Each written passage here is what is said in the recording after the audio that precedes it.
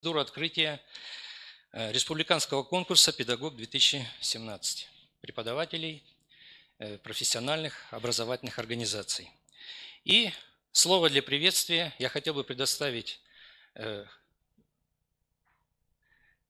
Галине Владимировне Китайгородской, как хозяйке, ректору Коми Государственного института развития образования. Пожалуйста. Добрый день, уважаемые коллеги, уважаемое профессиональное сообщество. Мы очень рады, что сегодня в Институте развития образования мы открываем профессиональный конкурс, конкурс профессионального мастерства. Для каждого из нас это важное событие. Я понимаю, что конкурс является традиционным, но именно в этом году будет изменен формат конкурса. В жюри не только известные вам преподаватели, председатель нашего жюри Андрей Евгеньевич Майборов является доцентом Сыктывкарского государственного университета, но в этом году в жюри у нас и представитель Союза промышленников и предпринимателей Владислав Петрович Рудой. Поэтому мы с вами понимаем, что система профессионального образования, она меняется. И сегодня в рамках государственной политики перед нашей системой стоят совершенно другие задачи. Мы готовим инновационные рабочие кадры. Мы готовим тех специалистов, которые будут востребованы на рынке труда. А значит, каждый из вас, как преподаватель, применяет уже другие технологии, другие формы работы. Мы формируем не только рабочие кадры, мы формируем граждан Российской Федерации. Тех, кто будет востребован на рынке труда, но и тех, у кого сформирована гражданская идентичность. Уважаемые коллеги, сегодня в нашем зале молодые преподаватели. Самому молодому преподавателю, который будет участвовать в конкурсе, 23 года. Это выпускник магистратуры Сыктывкарского государственного университета. И есть уже опытные преподаватели. Я очень рада, что сегодня в нашем зале Ольга Викторовна представляет позицию государственной власти. И сегодня мы понимаем, что именно наш конкурс профессионального мастерства будет транслировать лучшие практики, будет показывать опыт лучших преподавателей системы среднего профессионального образования. Каждый из вас включается уже в независимую систему квалификации, включается в реализацию регионального стандарта промышленного роста Республики Коми. Именно от каждого из вас, от преподавателя системы, зависит, каким образом будет развиваться каждое муниципальное образование, будет развиваться наша республика. Уважаемые коллеги, желаю вам удачи, желаю вам профессиональных успехов, чтобы действительно каждый день был значим для вас, что вы показывали именно в течение всех 5 дней ваши лучшие практики. Успехов вам, и надеюсь, что мы встретимся с вами уже в пятницу на закрытии конкурса, когда мы будем поздравлять лучших из вас. Но знайте, вы все лучшие, вы уже элита профессионального образования нашей республики. Спасибо.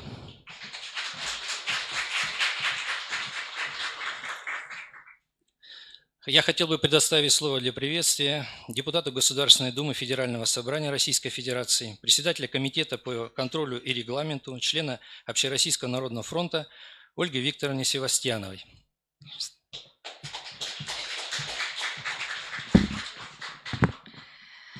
Всем добрый день. Я хочу, во-первых, вас всех искренне поприветствовать, и мне хочется вас всех поддержать. Почему? Потому что, вот идя на эту встречу с вами, пыталась вспомнить, когда мне лично приходилось участвовать в каких-либо конкурсах. Ну, за исключением выборов и в Государственный совет, и в Государственную Думу, когда приходится лично держать ответ, не только когда ты избираешься, но и когда ты избран, встречаешься, отвечаешь за наказы. В основном это, конечно, всегда была работа коллективная. Это всегда было коллективное, это всегда команда, которая тебя поддержит, и ты чувствуешь себя, конечно, совсем по-другому, нежели вот то, что предстоит непосредственно вам, когда нужно будет самому, понятно, что за вами и ваши коллективы, и ваши учащиеся, которые за вас болеют, но все-таки все нужно будет представлять индивидуально. Поэтому мне хочется вас поздравить уже вот с этим очень важным шагом, потому что я считаю, что не каждый человек на это решается. И с Галиной Владимировной согласна, что вы уже в какой-то степени, да не в какой-то, вы уже победители, вы на республиканском конкурсе, независимо от того, как в дальнейшем сложатся эти результаты, каждый из вас уже победитель.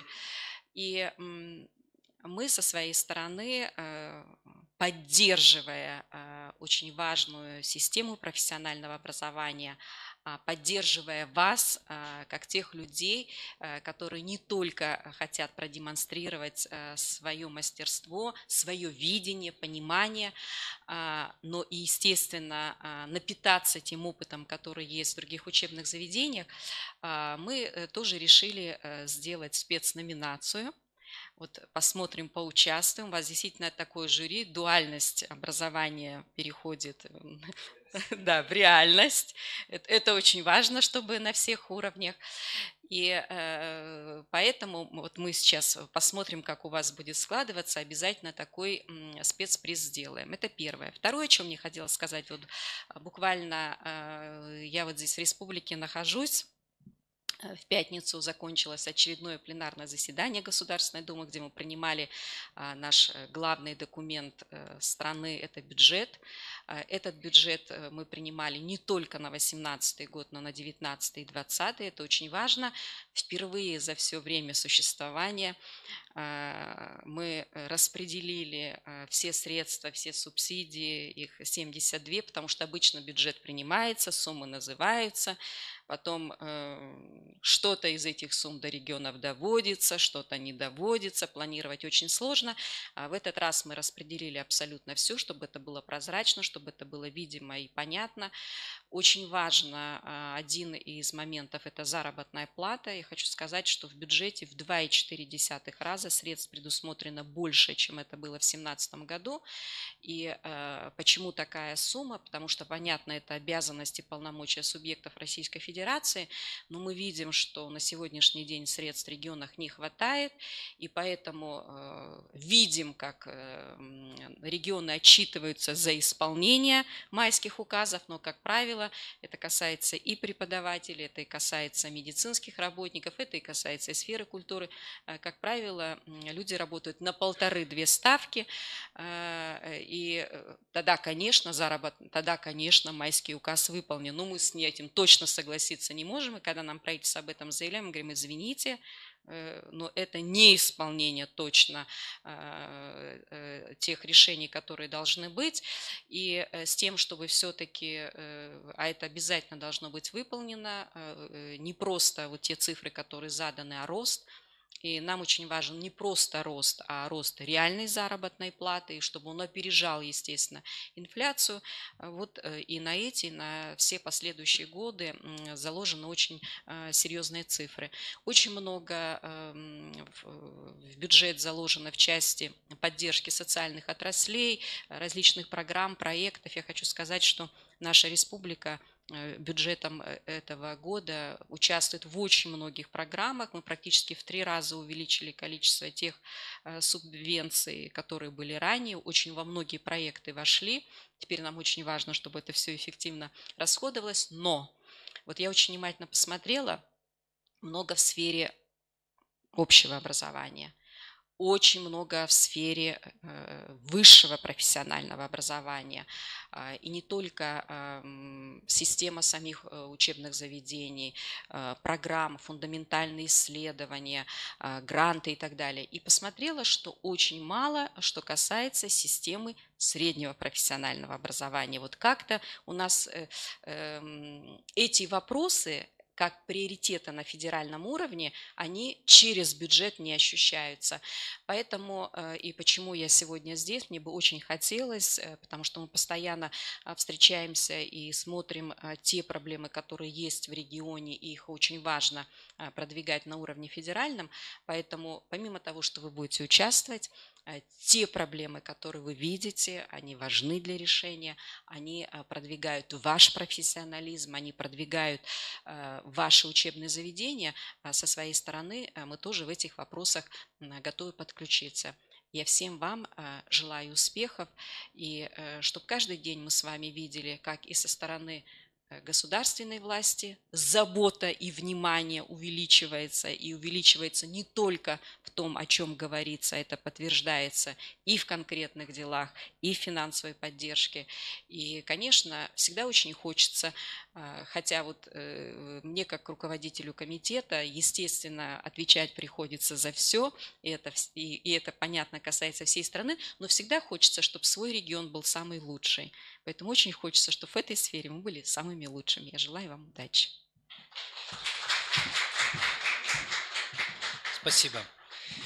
Слово для приветствия я хотел бы предоставить Третьякову Михаилу Леандровичу, начальнику отдела профессионального образования и молодежной политики Министерства образования, науки и молодежной политики Республики Коми. Уважаемые коллеги, участники конкурса, уважаемая Ольга Викторовна, организаторы, члены жюри. Позвольте от лица заместителя председателя правительства Республики Коми, министра образования и науки и молодежной политики Республики Коми Натальи Алексеевны Михальченковой передать вам большое приветствие и поздравить вас со столь замечательным событием, как наш республиканский конкурс «Преподаватель года».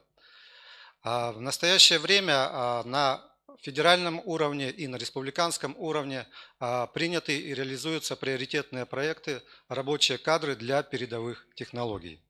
На прошлой неделе Наталья Алексеевна принимала участие в международном форуме «Образование без границ», где специально были собраны все министры образования Российской Федерации, чтобы обсуждать проблемы именно развития среднего профессионального образования, потому что мы понимаем, что без этой системы поднять нашу экономику, перевести ее на новые рельсы невозможно.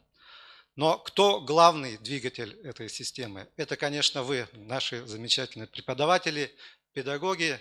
Именно от вашего профессионализма, от вашей любви к детям, от вашего желания узнавать новое и передавать это своим воспитанникам будет развиваться наша экономика, будут трудоустроены наши выпускники, будут успешно реализовываться в своей трудовой жизни.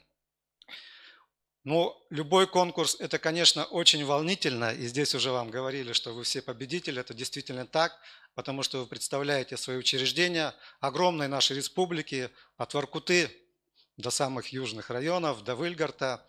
24 учреждения у нас здесь представлены, это очень приятно. И поэтому конкурс – это не только соревнование, это и встреча, это передача опытом, это налаживание каких-то новых контактов, знакомств.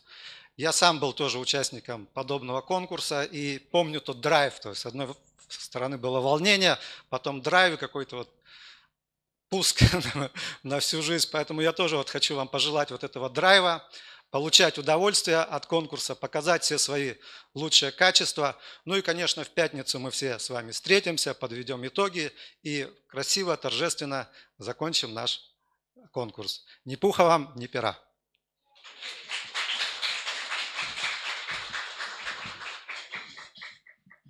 А теперь я хотел бы предоставить такое необычное поздравление от участницы универвидения. Выступает с концертным номером Сенькина Диана, студентка Коми Республиканской академии государственной службы управления, победительница национального музыкального студенческого проекта «Универвидение», мисс студенчества Финно-Угория с песней «Зажигай». Прошу.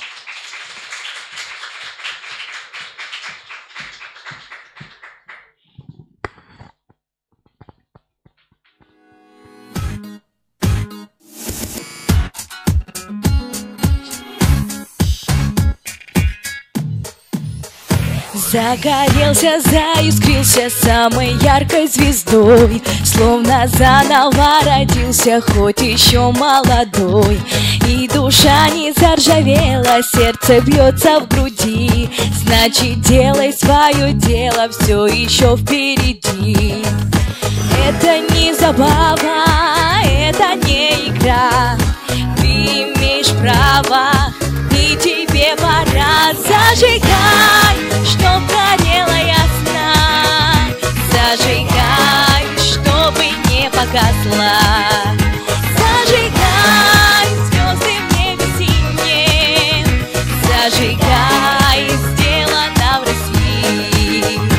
Зажигай, сделано в России.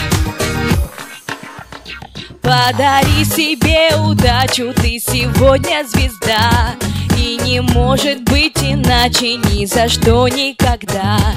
Ты неси по белу свету эту песню с собой. Все, что было недопето, ты сегодня допой. Это не забава, это не игра.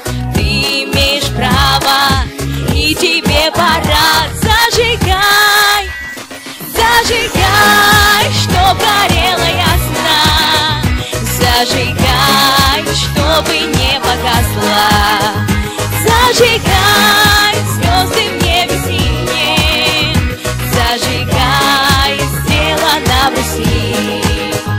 Зажигай, сделано в России.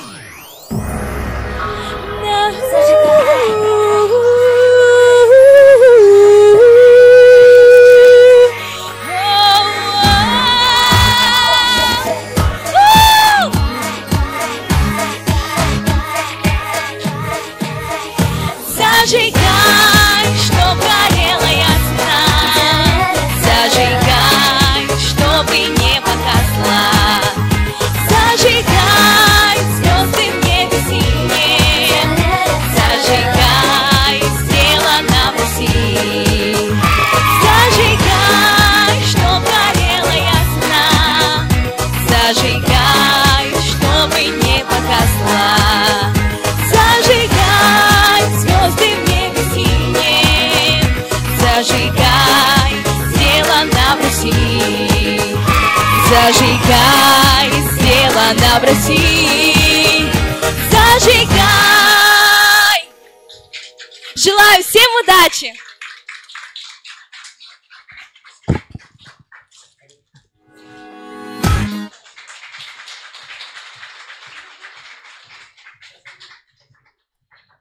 Ну и разрешите мне представить перед началом нашего конкурса состав жюри, хотя, конечно, уже некоторые фамилии звучали, но тем не менее. Значит, состав жюри: Герасимова Марина Петровна, кандидат педагогических наук, первый заместитель директора Сыктывкарский гуманитарно-педагогический колледж имени Куратова. Кузьмина Вера Павловна, заместитель директора по учебной работе Сыктывкарский колледж сервиса и связи. Рудой Владислав Петрович, исполнительный директор регионального объединения работодателей Союзов промышленников и предпринимателей Республики Коми, руководитель Республиканского методического центра по развитию национальной системы квалификаций в Республике Коми, Коми Республиканский институт развития образования. Да. Уваровская Ольга Валентиновна, кандидат педагогических наук, доцент кафедры общей и специальной педагогики Института педагогики и психологии Сыктывкарского государственного университета имени Петерима Сорокина. Ну, председатель, да, самого себя, конечно, представлять нехорошо, но Мальбуров Андрей Генрихович, кандидат педагогических наук, доцент кафедры психических дисциплин и методики обучения технологии Института точных наук и информационных технологий Сыктывкарского государственного университета имени Петерима Сорокина, заведующий Центром профессионального развития педагогических кадров и профессионального образования Коми Республиканского института развития образования. Значит, у нас в этом году принимает участие 24 участника. И я хотел бы перед началом, перед завершением процедуры открытия, как-то так немножко получается, да, хотел бы представить наших участников. Пожалуйста. Значит, вот вы видите, Воркутинский педагогический колледж Татьяна Ивановна Абрамьяк. Сыктывкарский торгово-технологический колледж Владимирский Андрей Владимирович. Ухтинский медицинский колледж представляет Грицук Наталья Михайловна. Воркутинский политехнический техникум Данщикова Ольга Эдуардовна. Ижемский политехнический техникум Дроботова Екатерина Васильевна. Воркутинский медицинский колледж представляет Илларионов Сергей Иванович. Интинский политехнический техникум, боюсь ошибиться в ударении, Камышов, да? Правильно? Камышов Николай Васильевич. Сосногорский технологический техникум, Ковалев Павел Владимирович. Сыктывкарский колледж сервиса и связи, Козловская Ирина Владимировна. Сыктывкарский индустриальный колледж, Кузьбожева Татьяна Михайловна. Сыктывкарский целлюлозно-бумажный техникум, Лубнина Елена Валерьевна. Коми республиканский агропромышленный техникум, Масальцева Евлалия Николаевна. Сыктывкарский автомеханический техникум, Матюшев Александр Феликсович. Сыктывкарский лесопромышленный техникум, Машковцева, как правильнее? Машковцева, извините, пожалуйста, Виктория Владимировна. Усинский политехнический техникум, Мельникова Елена Андреевна. Печорский промышленно-экономический техникум, Михеева Татьяна Александровна. Княжпогосский политехнический техникум, Нурмагомбетов Геннадий Михайлович. Сыктывкарский гуманитарно-педагогический колледж имени Куратова, Павлова Татьяна Вячеславовна. Сыктывкарский торгово-экономический колледж, Пташка Наталья Игоревна. Сыктывкарский медицинский колледж имени Морозова, Роженцева Любовь Валентиновна. Воркутинский горно-экономический колледж, Скалова Юлия Сергеевна. Гимназия искусств при главе Республики Коми имени Спиридонова, Скротский Болеслав Владимирович. Микуньский железнодорожный техникум, Шабрукова Надежда Владимировна. Сыктывкарский политехнический техникум, Щукин Константин Юрьевич. Да, в этом году действительно 24 участника, и жюри предстоит очень большая работа. Ну, в общем-то, я хочу всех от своего имени, от имени жюри поприветствовать, пожелать удачи, и пусть победит сильнейший. На этом часть открытия завершена, и мы сейчас будем приступать уже к жеребьевке и уже к работе жюри по второму, туру. Это визитная карточка. Спасибо.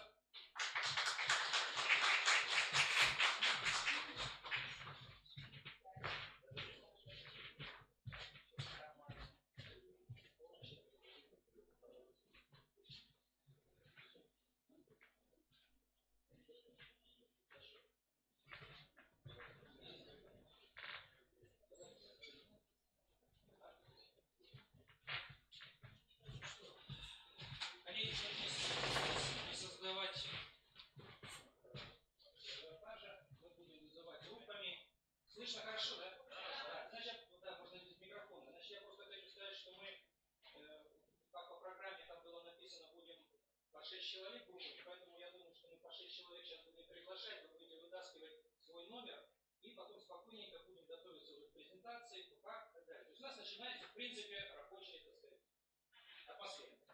Поэтому первых я хотел бы пригласить Татьяну Ивановну Абрамьяк, Владимирского Андрея Владимировича, Наталью Михайловну, Данчикову Ольгу Эдуардовну, Дроботову Екатерину Васильевну и Илларионова Сергея Ивановича. Трансляция не слышно будет. И так и нужно. А? На трансляции не слышно. Не будет слышно, да? Ну все понятно. Я понял, это, оказывается, чисто технически. Билетики вытаскиваем, пожалуйста.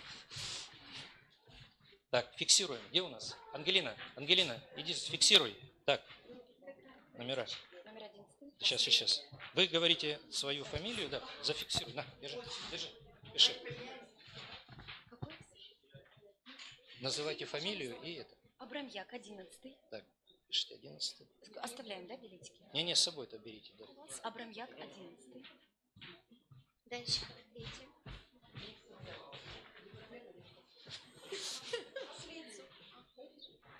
Вы у нас Наталья Михайловна, да? Хорошо. Владимирский. 6-й номер. Так, и Илларионов 9-й. Хорошо. 9-й. Вот сюда. Вот 9-й. Это с собой возьмите, да? Так, следующая группа участников. Николай Васильевич Мышов, Ковалев Павел Владимирович, Козловская Ирина Владимировна, Кузьбожева Татьяна Михайловна, Лубнина Елена Валерьевна, и Мальцева Евлалия Николаевна. Масальцева, правильно, Масальцева, там была ошибка, извините, бейджик сейчас переделают, да.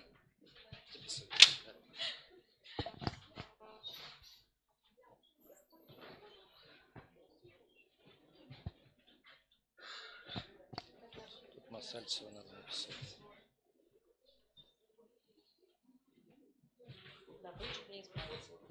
Да, уже исправили, да, сразу среагировали. Угу. Да. Масальцева, вот. Да. Крапт. Угу. У вас номер? Пятый. Угу. Да. И? Ага, все. Так, следующая группа участников. Матюшев Александр Феликсович, Машковцова Виктория Владимировна, Мельникова Елена Андреевна, Михеева Татьяна Александровна, Нурмагомедов Геннадий Михайлович и Павлова Татьяна Вячеславовна. Пожалуйста. Да, выписывайте.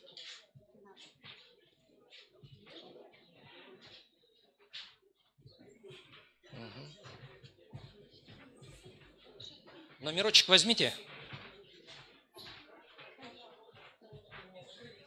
Счастливый номер. 13.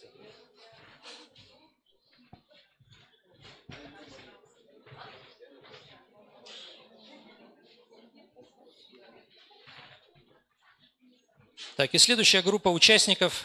Пташка Наталья Игоревна, Роженцева Любовь Валентиновна, Скалова Юлия Сергеевна, Скротский Болеслав Владимирович, Шабрукова Надежда Владимировна и Щукин Константин Юрьевич. Пожалуйста.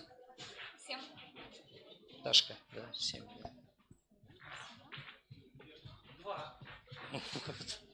Последнюю ходили, а вторую. Последний второй с конца? Да. Номер 14. Шабрукова 14. 12. Да. Так. Так это... А, он, понятно, фотографируется. Так. Что? А Матюшев Александр Феликсович? Есть Матюшев? А мне сказали, что все зарегистрировались. Сыктывкарский автомеханический техникум. Номер-то какой? Я помню, что был вроде. Так, хорошо, коллеги, жеребьевка проведена. Значит, сейчас приготовиться. Жюри сейчас сядет за свои рабочие места. Сейчас мы подготовимся. В принципе, презентации все сбросили, да? Нет? Ну, первая группа, так сказать, если что, специально мы даем время небольшое для подготовки. Значит, первый участник Скалова Юлия Сергеевна, да? Второй участник Скротский Болеслав Владимирович. Третий участник Данщикова Ольга Эдуардовна. Четвертый участник Щукин Константин Юрьевич. Пятый участник Масальцева Евлалия Николаевна. И шестой участник Владимирский Андрей Владимирович. То есть вот эти 6 участников сейчас подготовятся. И вот в этой последовательности, ну, наверное, сделаем сейчас, я думаю, 10-минутный, да? 10-минутный перерыв, немножко проветрим и начнем работу. Вы тоже спокойно можете подготовиться, пожалуйста, да?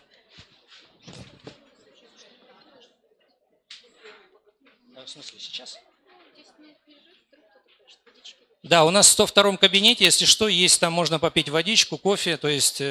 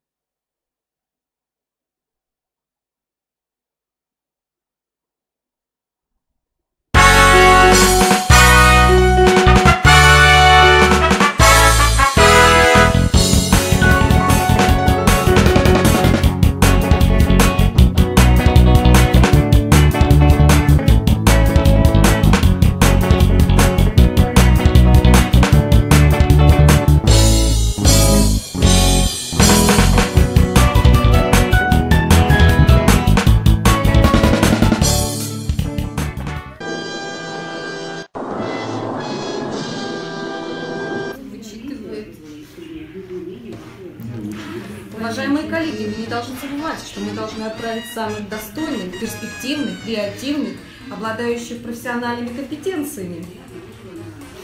Давайте с этой стороны еще подойдем к кандидатурам. Думаем. Давайте рассмотрим Андрей Николаевич. Давайте подумаем. Отправляют-то все молодых. Там же Юрию нужно... Сергеевичу все равно нужно как раз повышать квалификацию, соответственно, это дает ей очень большую возможность.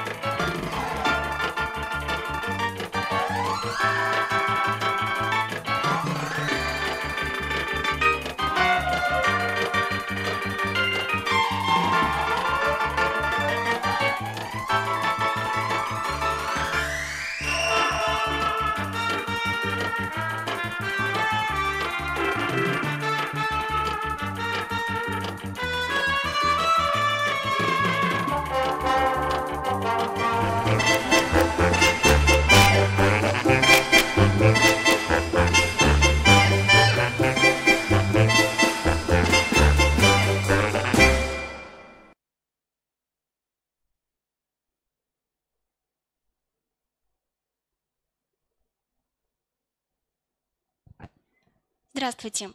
Я рада приветствовать вас в этом зале. У меня очень интересная и любимая работа. Я преподаватель специальных дисциплин в Воркутинском горно-экономическом колледже. Преподаю разделы профессионального модуля, участие в проектировании зданий и сооружений. Еще недавно я сама была студенткой этого колледжа, и вот уже преподаватель. Строю современный мир, и в этом я не одинока. Со мной мои студенты, опыт моих коллег и будущее, которое необходимо построить на надежном, крепком фундаменте. Перед окончанием школы каждый из нас задался вопросом: а что дальше? Чем заниматься? Кем быть? Что же делать?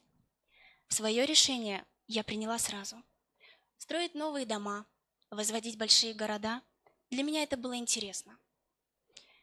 На протяжении всего обучения в колледже важную роль сыграли мои преподаватели, заложив надежный фундамент основных знаний и умений моей специальности.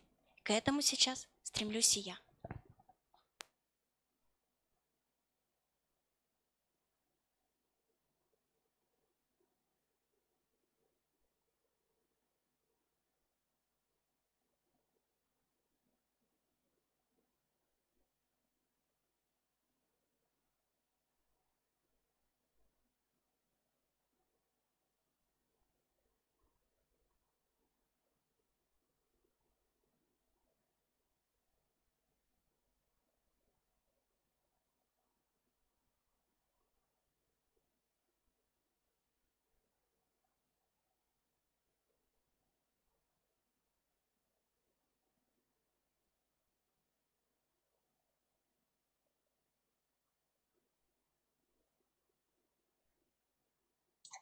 Она была интересна. В них я увидела себя. Тоже стремление, тоже желание знаний, узнать что-то новое, приобрести багаж, который был у меня. И чем же может заинтересовать молодой преподаватель? Интернет, информационные технологии. научно-исследовательская деятельность, проектно-исследовательская деятельность, различное участие в конкурсах профмастерства. Вот все то, что связывает меня со студентами. И дальше я поняла, что мне нравится использовать технологии проектно-исследовательской деятельности. В них я увидела содействие в подготовке конкурентоспособного выпускника, профессионала. Наглядный пример моей работы. 2014 год. Участие в Республиканской научно-практической конференции «Развитие северных территорий и арктической зоны Республики Коми» по направлению строительства в условиях крайнего севера. На сегодняшний день я являюсь руководителем студенческого научного сообщества, целью которого является построение 3D-модели колледжа с применением современного автоматизированного проектирования, целью которого является вычисление объемов площадей, необходимых для реализации проекта по оптимизации площадей, для оптимизации бюджетных средств при оплате коммунальных услуг. На сегодняшний день мы с ребятами занимаемся разработкой проекта, актуального для нашего города. Это строительство, реконструкция и строительство свайных фундаментов. Моя педагогическая деятельность небольшая, но она держится на трех этапах: обучение, воспитание, развитие.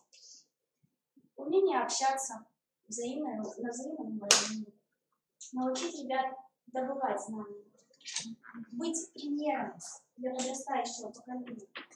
Вот моя цель. Преподаватель, строитель человеческой сути. Каждый мой урок – это строительство. Строительный процесс не только знаний, но и личности каждого студента. Но не нужно забывать, что они не святые, они очень хрупкие. И очень важно не сломать то, что потом достроено. В то же время преподаватель – обычный человек, со своими печалями и радостями, со своей гордостью, своими амбициями. Думаю, надо верить в свои силы и силы тех, кто каждый день смотрит на нас с надеждой. Как говорит Сухомлинский, учитель готовится к хорошему уроку всю жизнь. Я верю, что лучший урок впереди.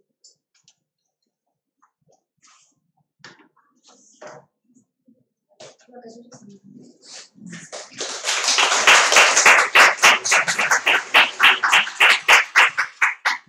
Уважаемые коллеги, я просто хотел, не сказал с самого начала, что визитная карточка, вопросы жюри задавать не будет, просто выслушиваем вашу позицию. Да, вопросов не будет. Да. Вопросы будут.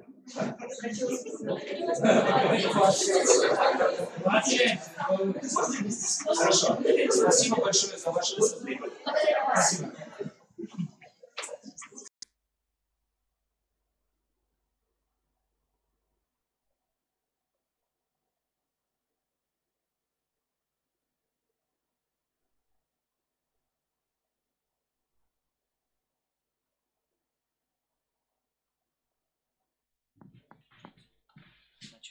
Где у меня там было? Путь эффективный. Ага.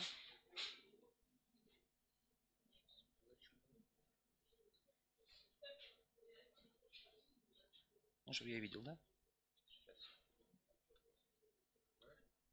И работает звук, да?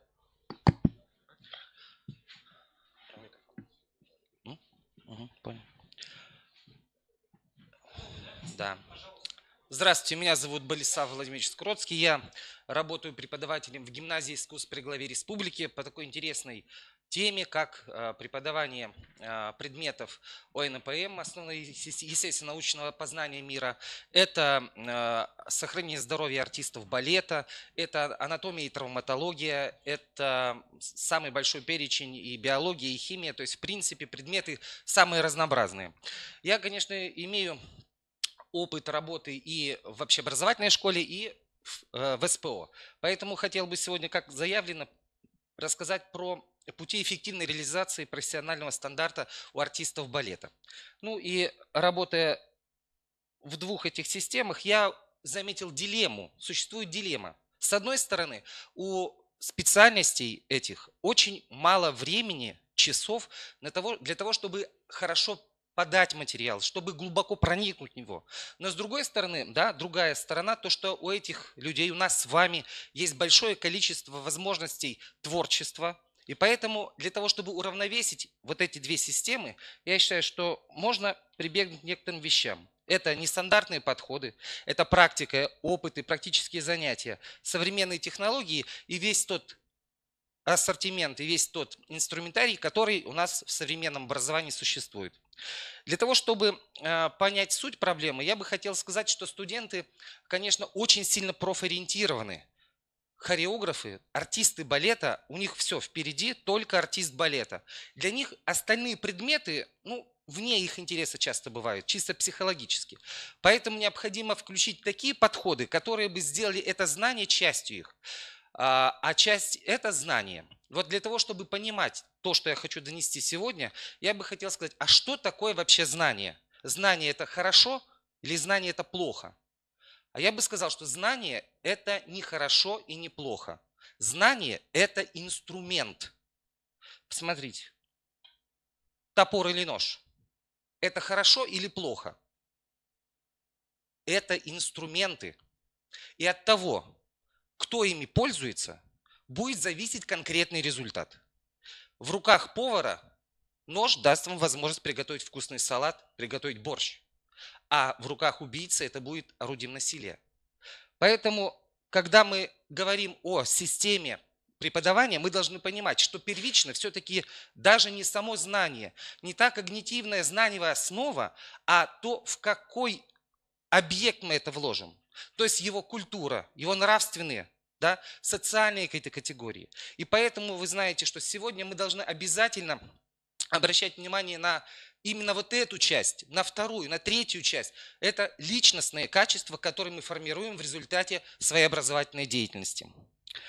Мы все с вами, если говорить о первой части, о предметных знаниях, мы все стажисты в основном, люди, которые имеют огромный опыт. И для нас проблемы подачи знаний, он не так существен. Хотя мы знаем прекрасно, что можно использовать разные подходы.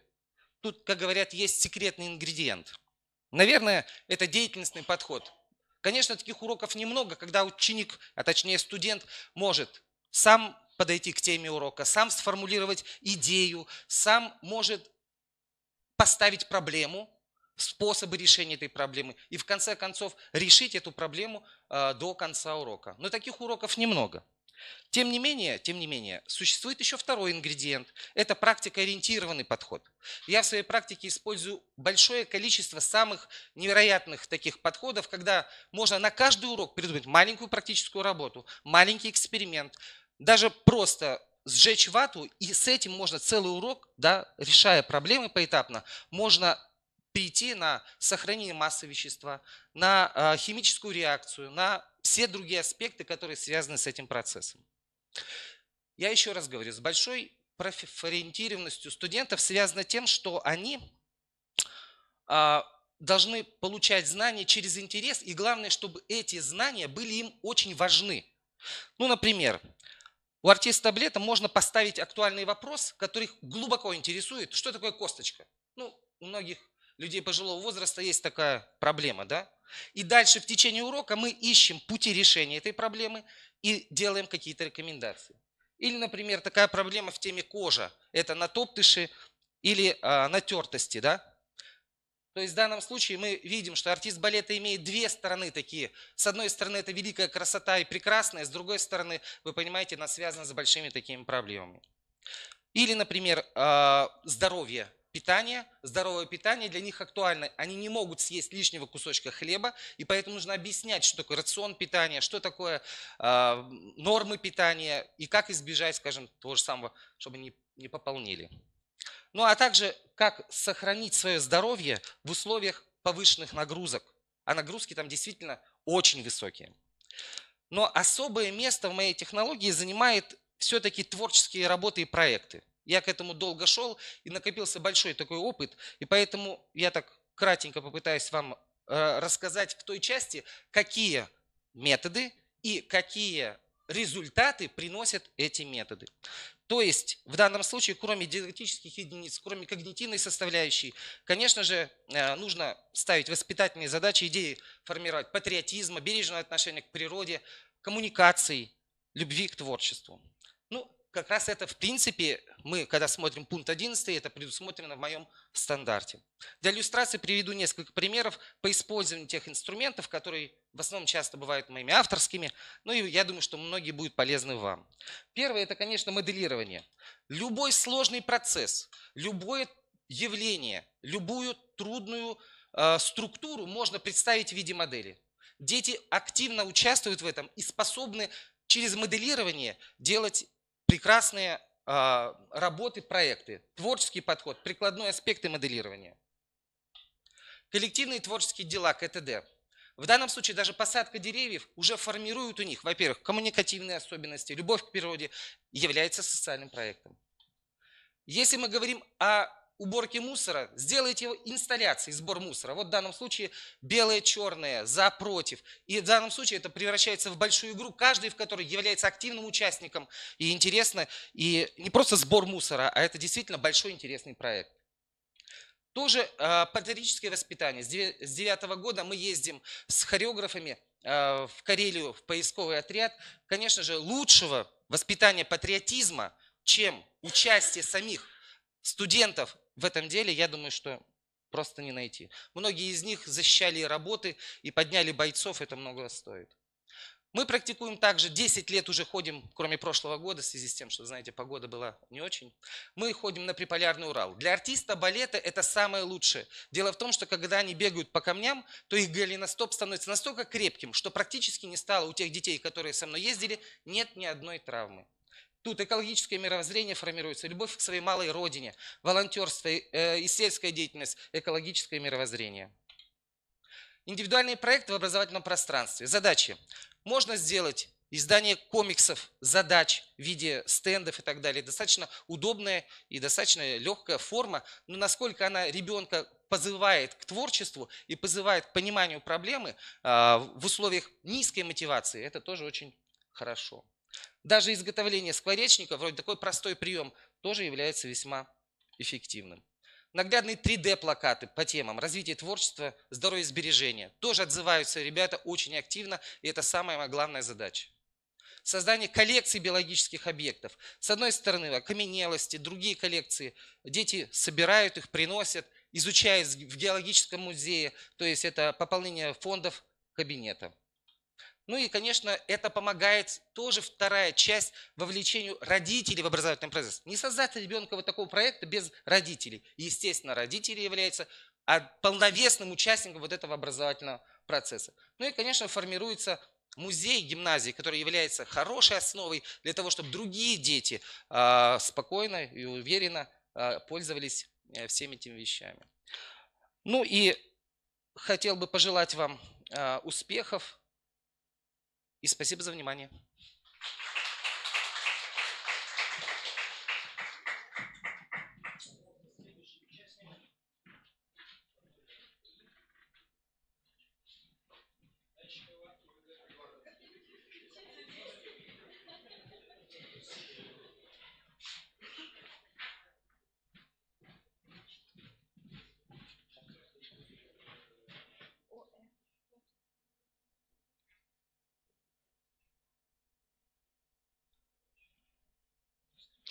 Здравствуйте, уважаемые коллеги, гости, уважаемое жюри. Разрешите представиться, Данщикова Ольга Эдуардовна, преподаватель русского языка и литературы Воркутинского политехнического техникума. Мой опыт работы в качестве преподавателя составляет более 10 лет. Я принадлежу скорее к тем преподавателям, для которых не проложен культ традиционного урока и традиционных форм неаудиторной работы. Как активизировать мыслительную деятельность обучающихся, поддержать и пробудить интерес к предмету, книги, без которой невозможно формирование личности. Как научить слышать и понимать слово писателя, его думы, чаяния, надежды, сопереживания им же потомкам или, возможно, современникам. Как помочь обучающимся сформировать собственную жизненную позицию.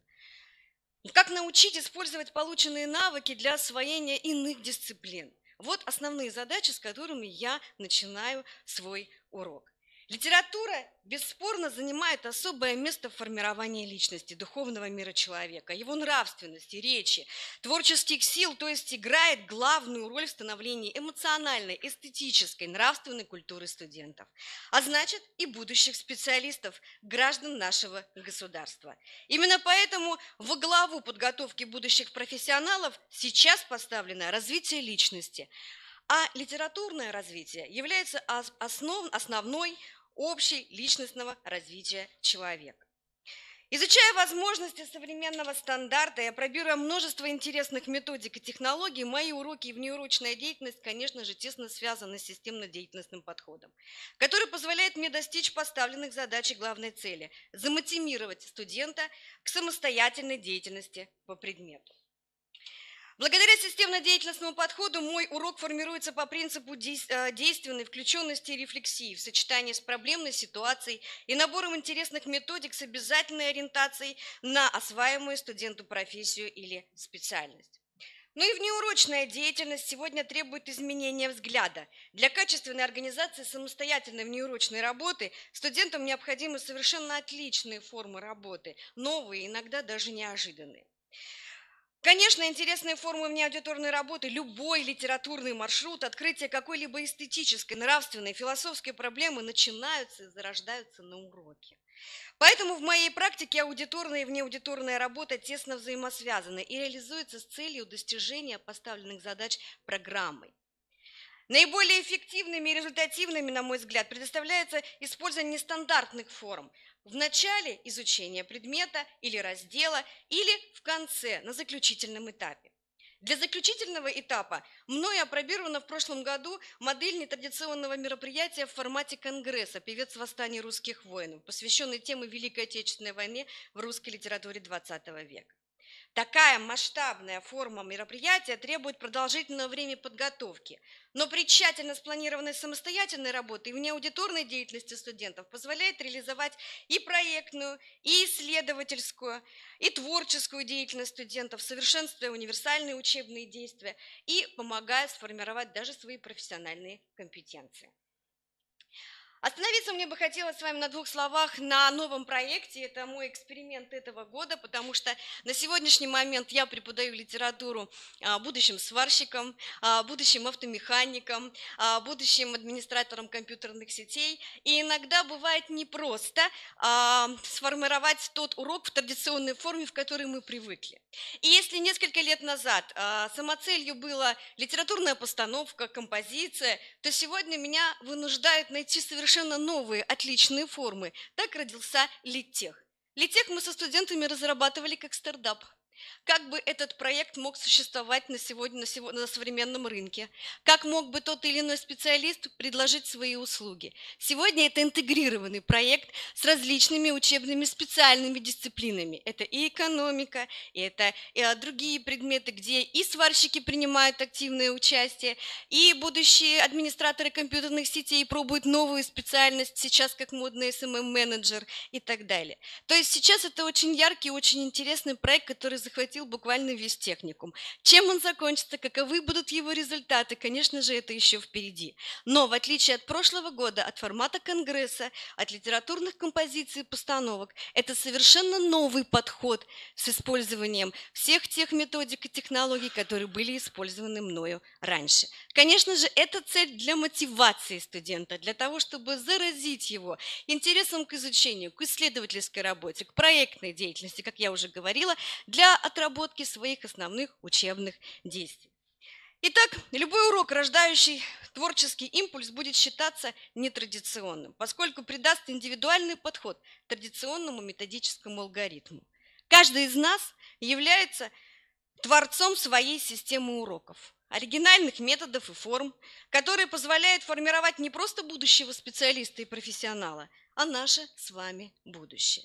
Я соглашусь с известным мнением, что педагог не только инженер человеческой души, педагог – инженер будущего своей страны. Так пусть оно будет прекрасным. Позвольте закончить свое выступление пожеланием всем нам творческих и профессиональных успехов. Благодарю за внимание.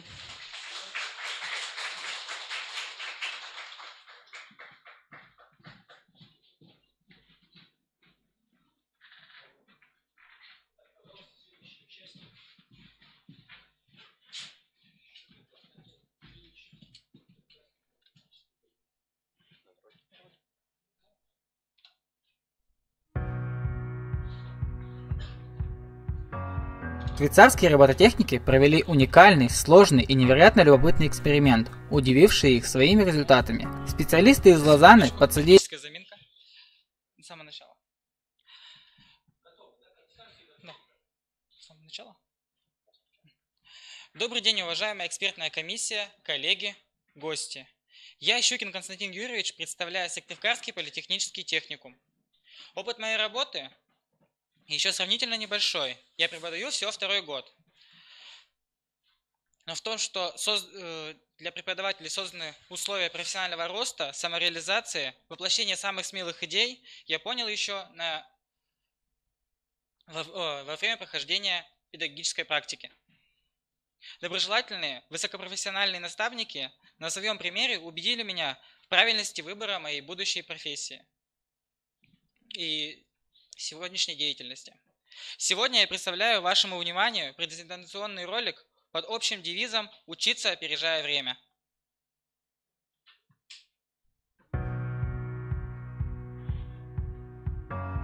Швейцарские робототехники провели уникальный, сложный и невероятно любопытный эксперимент, удививший их своими результатами. Специалисты из Лозанны подсадили к аквариумным рыбкам миниатюрного робота, запрограммированного мимикрировать подводных обитателей.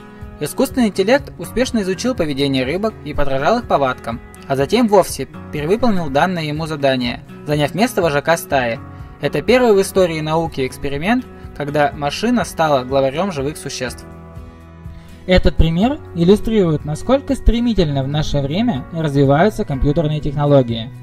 Поэтому нет сомнений, что в ближайшее время специальности, связанные с IT-технологиями, будут в списке самых престижных и востребованных.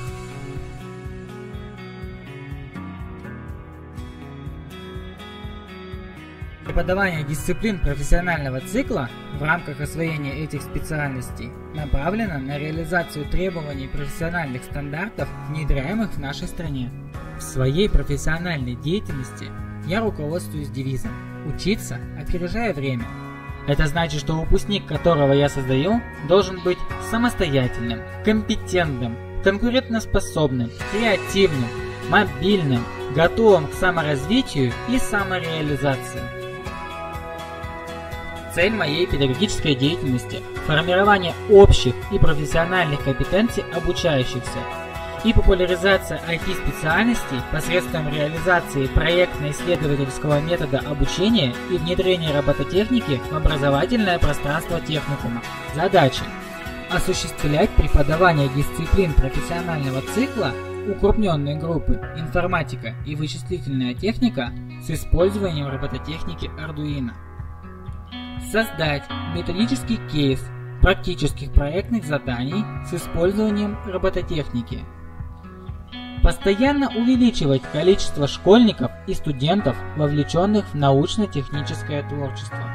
Достижение поставленной цели я вижу в создании системы взаимосвязи нескольких направлений моей работы.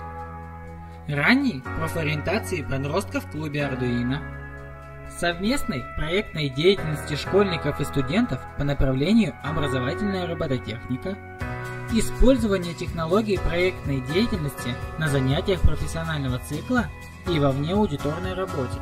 Направление первое. Ранняя профориентация подростков. С 2016 года на базе Сыктывкарского политехнического техникума в техническом центре открыт клуб Arduino для школьников и студентов. Идея клуба состоит в том, чтобы повысить мотивацию подростков в получении технических профессий и специальностей. Приоритетной целевой группой центра являются школьники средних и старших классов, будущие потенциальные абитуриенты нашего техникума. Изучение основ образовательной робототехники, конструирования, моделирования, программирования в рамках дополнительного образования позволяет воспитать в учащихся социально значимые качества, помочь им в профессиональном самоопределении, сформировать у них целостное представление о мире техники, устройстве конструкций, механизмов и машин, их месте в окружающем мире, побудить интерес к рационализаторской, а затем и изобретательской деятельности, а это, в свою очередь, приводит к сознательному профессиональному выбору. Направление 2. Сотрудничество школьников и студентов. В клубе Arduino имеют возможность заниматься не только школьники, но и студенты. Такой принцип организации деятельности позволяет развивать интеллектуальные, духовные и физические способности, интересы и мотивы.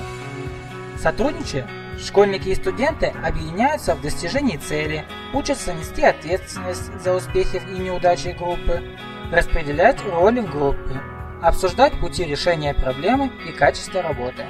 Все эти умения закрепляются на занятиях профессионального цикла по специальности. Направление 3. Использование технологии проектной деятельности на занятиях профессионального цикла и во внеаудиторной работе.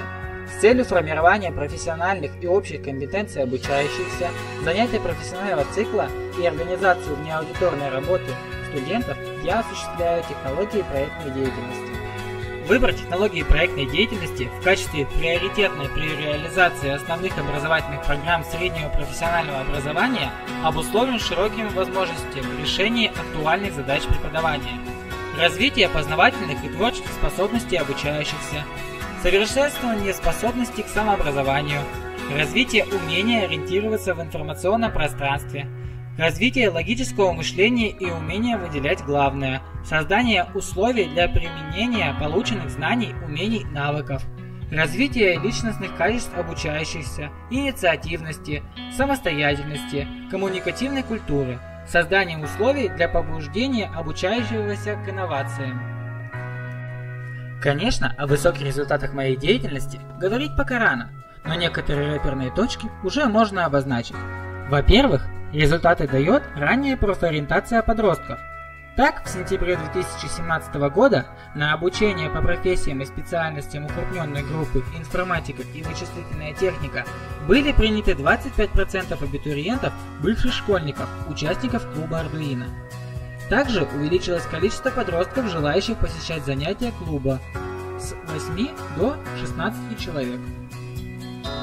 Во-вторых, за период с сентября 2016 года по ноябрь 2017 года 6 студентов и 6 школьников приняли участие в 3 соревнованиях по направлению образовательная робототехника. В-третьих, использование технологии проектной деятельности на занятиях и во внеаудиторной работе студентов повышает их мотивацию к образованию, способствует формированию общих и профессиональных компетенций. Судить о результатах использования технологии проектной деятельности также можно по уровню качества знаний студентов второго курса по специальности компьютерной сети, выбранных в качестве фокус-группы для исследования. Уровень качества знаний по дисциплинам, которые я преподаю, составляет 81%, что свидетельствует о эффективности применения данной технологии. Учиться, опережая время – эти слова отражают не только мои взгляды на образование, но и мою личную позицию. Я надеюсь, что моими студентами никогда не смогут управлять роботы, потому что они будут профессиональнее, интеллектуальнее любого робота.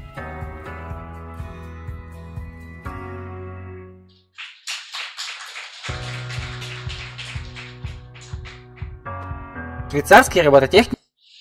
От себя еще хочу добавить. Данный видеоролик, как вы видели, создан мной самим. Данная технология хромакейинг называется, когда человека снимают на зеленом фоне, убирают задний фон, очень удобно применять при использовании проектной деятельности. Для того, чтобы задание и какую-то проблемную ситуацию выдавали не вы, как преподаватель, которого они знают, а можно снять руководителей предприятий или других преподавателей, которые задают задания, допустим, не на фоне техникума, а на фоне какой-то большой организации, чтобы у детей было, у студентов было более серьезное понимание, что им дают задание не какой-то преподаватель, а уже дает руководитель организации, их будущий работник. То есть это направлено на профориентацию, показывает студентам, что они даже с первых курсов уже понимают, что они пришли и понимают, что будущая профессия, какая у них будет и чем они будут заниматься. Ну, данное я вам продемонстрирую, уважаемая комиссия, на открытом уроке, как раз таки это там будет. Ну и хотели продемонстрировать, немножко не рассчитали расстояние, как проводятся занятия по робототехнике среди школьников и студентов. Не всегда студенты помогают школьникам, иногда школьники понимают что-то быстрее и помогают студентам. А с другой стороны, наоборот, иногда школьникам студенты на каком-то, я это скажу, на каком-то своем языке пытаются объяснить ту или иную проблемную ситуацию, и у студентов получается, школьникам, так как возраст у них не сильно различается, получается это лучше. Спасибо за внимание.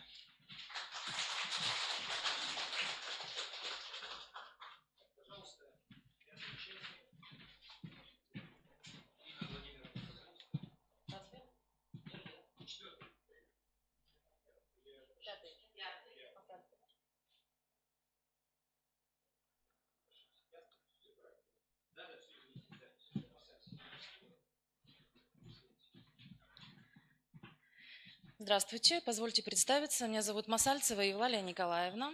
Я работаю преподавателем физики в Коми Республиканском агропромышленном техникуме. С детства знала, что хочу быть учителем, листая глянцевые страницы какой-то книги по Республике Коми, обучая младших своих друзей, товарищей. В 9 классе поступила в 2 физико-математических лицея в городе Сыктывкаре и в Санкт-Петербурге.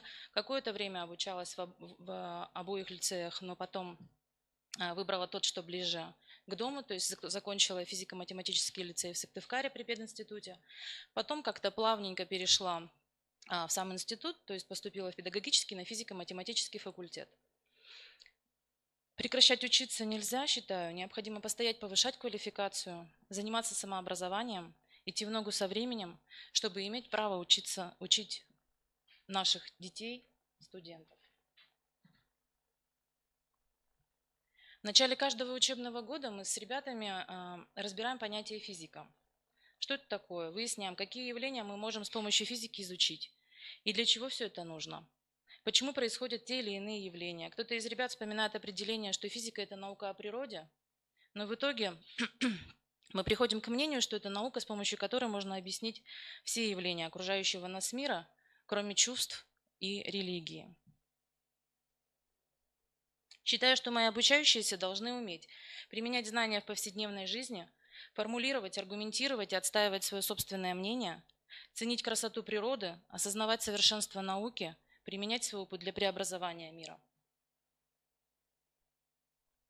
Я, конечно же, стараюсь достичь этой цели, но сталкиваюсь с некоторыми трудностями, такими как низкая мотивация при изучении дисциплины, низкий уровень обученности, не сформирована связь между необходимостью изучать физику и будущей профессией, а также психологические барьеры, такие как боязнь выйти к доске или боязнь говорить или перед своими одногруппниками или именно преподавателю давать ответы, или боязнь акцента.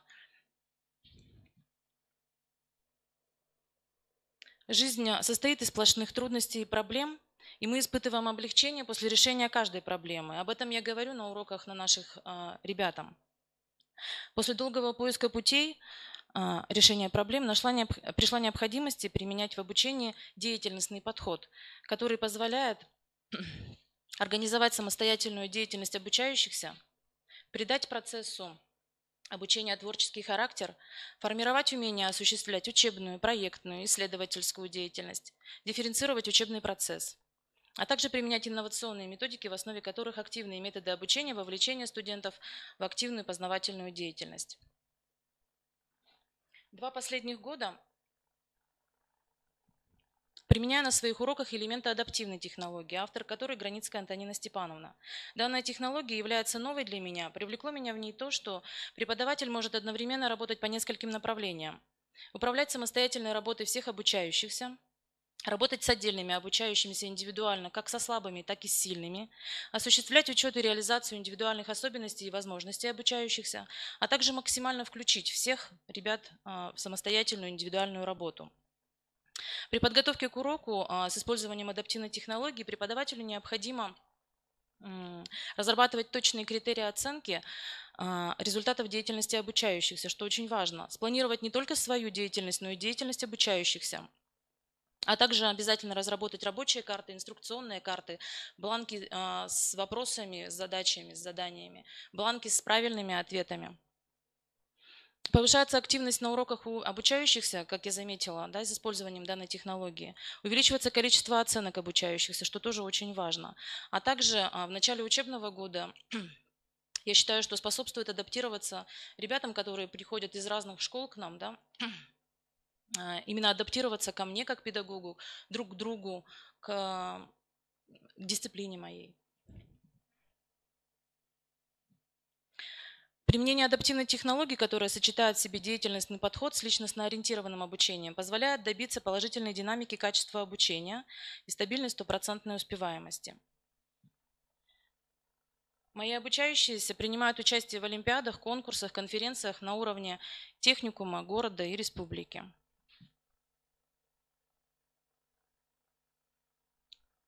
Педагогу сложно назвать себя профессионалом, если он не устраивает периодически для себя испытания, экзамены, в форме участия в семинарах, конференциях, конкурсах, выступлениях на педагогических и методических советах на разных уровнях. Участие в республиканском конкурсе «Преподаватель года 2017» стало новым для меня творческим, лучшим, пожалуй, еще на данный момент этапом моей профессиональной, деятельности.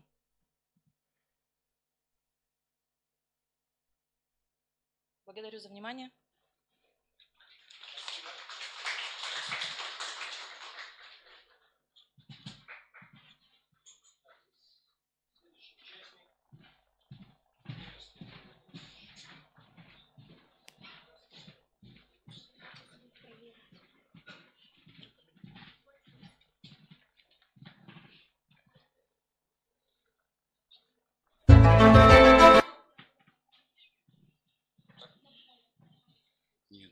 Больше? Нет, уже вообще не.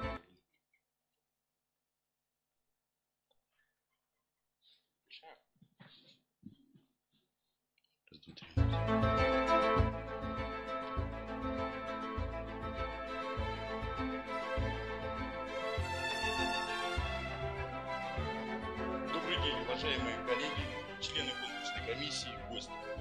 Разрешите представить опыт формирования гражданской позиции у студентов в процессе изучения дисциплины безопасной жизнедеятельности в рамках реализации федеральных государственных образовательных стандартов среднего профессионального образования. Одним из важнейших направлений демократических преобразований в современной России является разгосударствление всех сторон жизнедеятельности граждан.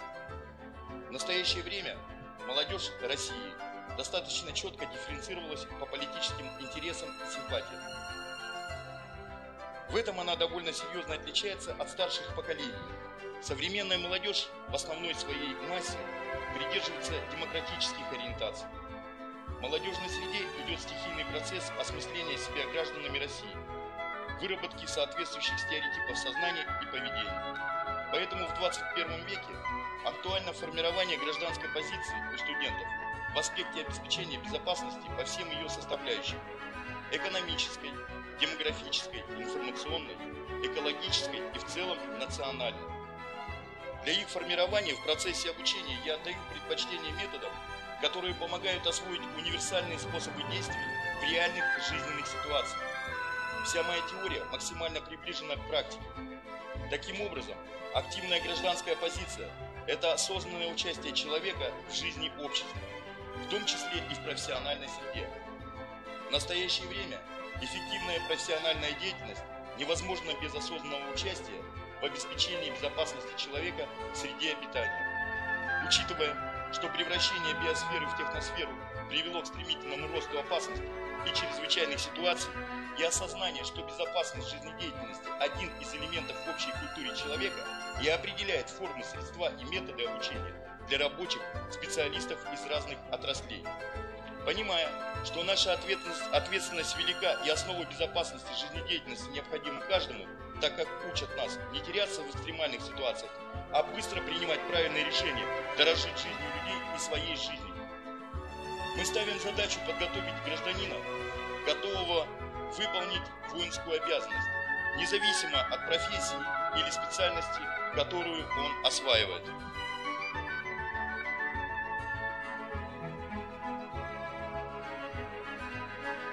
Основным принципом моей педагогической деятельности является убеждение, что безопасность жизнедеятельности – это не просто предмет, а жизненное направление. В этих условиях важно научить студента умением выполнять правильно поставленную задачу с целью формирования устойчивых гражданских позиций. Мы неоднократно обсуждаем в рамках распространения педагогического опыта проблему гражданского воспитания с институтами власти и общественными организациями. Утверждаем, что основное противоречие состоит в неоднозначном понимании различными слоями российского общества понятий: гражданственность, гражданская позиция, национальная безопасность. А поэтому основными структурными компонентами на занятиях является цель и действие в реальной жизни, которая и определяет содержание учебного материала для формирования компетенций. Сочетаются разные виды действий – физиологическое, психологическое, нравственное, с учетом возрастных особенностей.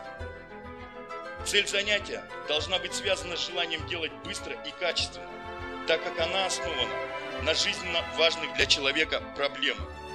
Система в рамках одного занятия строится в 3 этапа. Это мотивационно-подготовительный, технологический и 3-й этап – применение усвоенных знаний и способов деятельности и формирования компетенций. Проблемный характер построения занятий позволяет уйти от репродуктивного подхода. Чем больше самостоятельной деятельности, тем лучше. Организуется групповая работа студентов по изучению вопросов на занятии.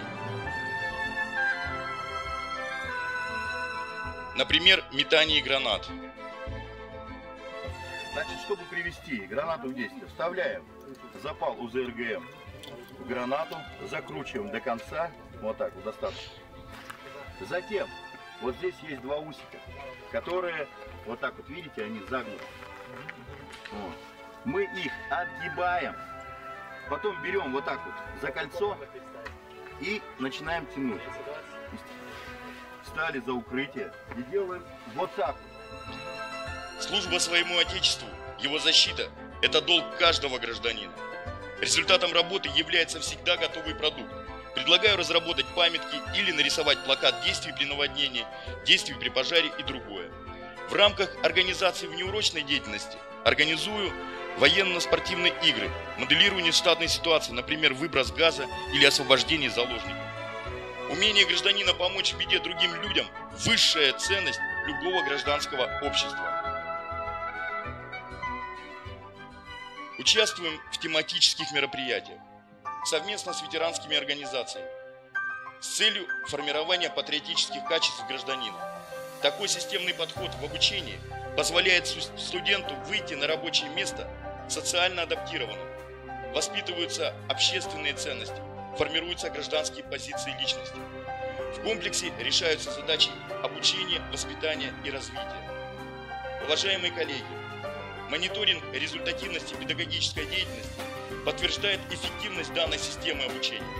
Яркий пример качества формирования гражданских позиций у студентов подтверждается результатами деятельности военно-патриотического клуба «Скиф».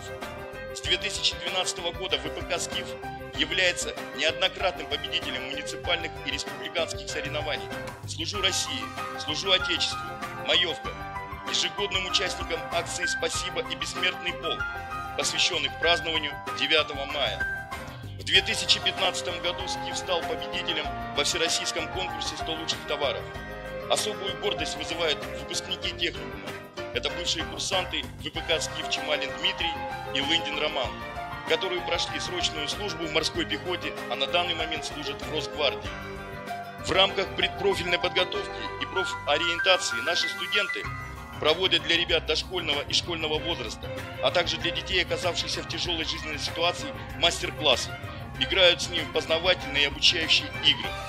Особое внимание уделяется оснащению кабинета основ безопасности жизнедеятельности. И ежегодно с 2012 года кабинет ОБЖ является победителем конкурса образцовых кабинетов по городу Сыктывкару и Республике Коми. Студенты, профессия которых повар-кондитер, в 2017 году стали лауреатами всероссийского конкурса «Компас».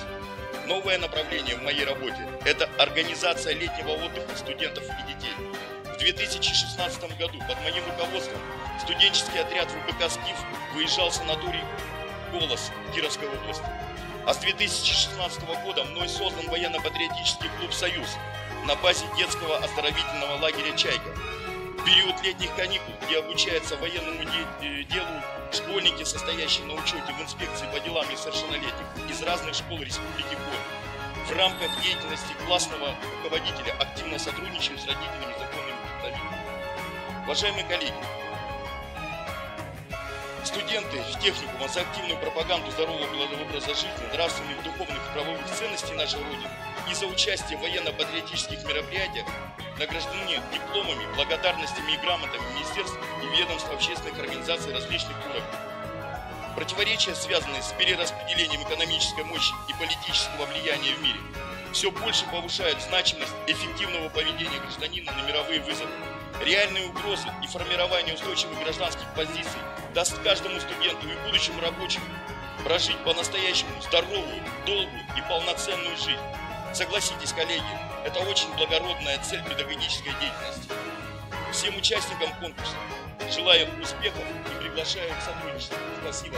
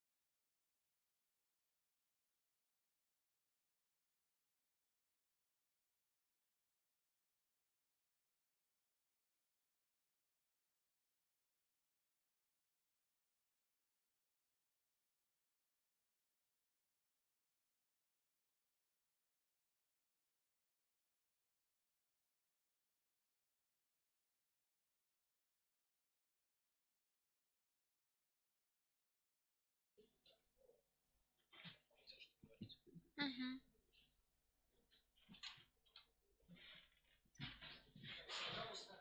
Мгм. Здравствуйте, уважаемые члены конкурсной комиссии и коллеги. Предлагаю вашему вниманию визитную карточку. Я представляю Сыктывкарский торгово-экономический колледж. Работаю преподавателем математического и естественно-научного учебного цикла. Точно. Процесс формирования профессионально компетентного специалиста достаточно сложен и требует актуализации содержания и технологии обучения с применением профессиональных стандартов. Поэтому внедрение профессиональных стандартов вызвало необходимость сопоставления действующего федерального государственного образовательного стандарта по специальности технология продукции общественного питания и профессионального стандарта по профессии повар. На слайде представлено соответствие единиц ФГО ССПО по дисциплине математика и профессионального стандарта по профессии повар. Широкий спектр математических знаний становится сегодня обязательным элементом общей культуры современного человека. Поэтому математическое образование, его содержание и уровень должны способствовать формированию общих и профессиональных компетенций студентов. На занятиях математики возможно дополнить математическое образование знаниями, умениями и навыками, связанными с личным опытом и потребностями студентов с тем, чтобы он мог осуществлять продуктивную и осознанную деятельность по отношению к объектам реальной действительности.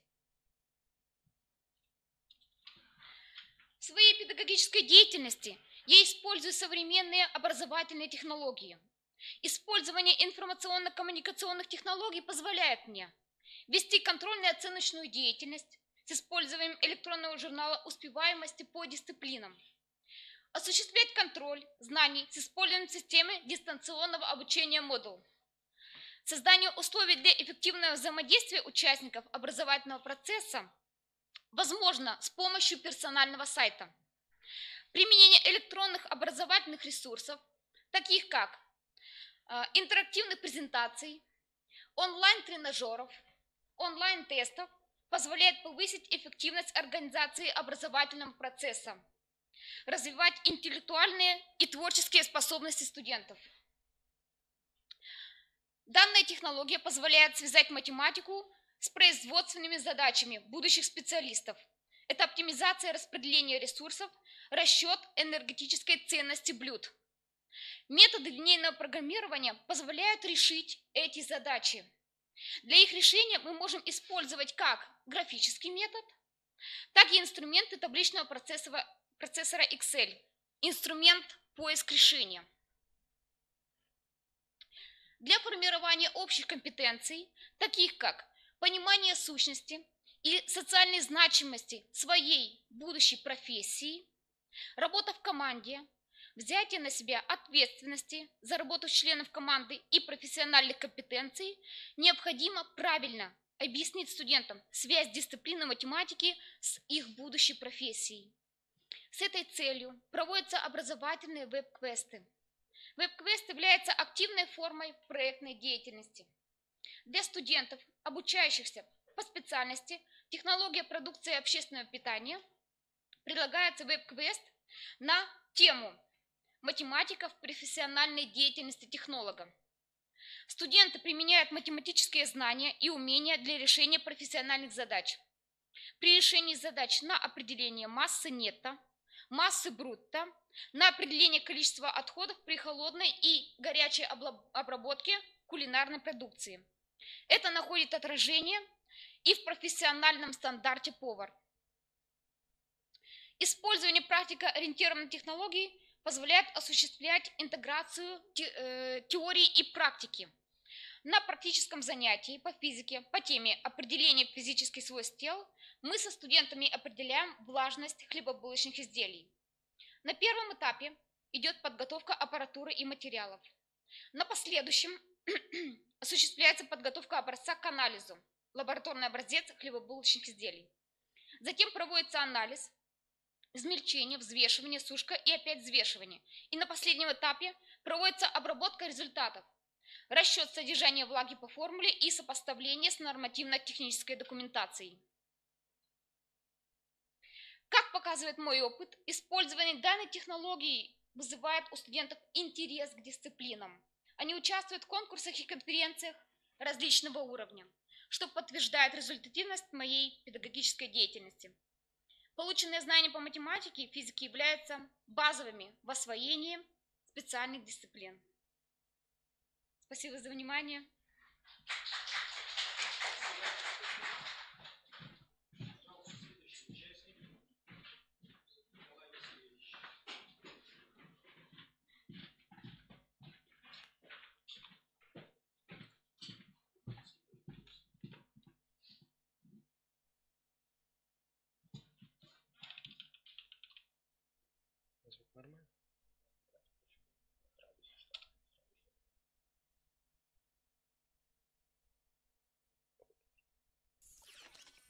Распознание участника. Участник распознан. Камышов Николай Васильевич. Работает в Унтинском политехническом техникуме. Преподавателем специальных дисциплин. По образованию.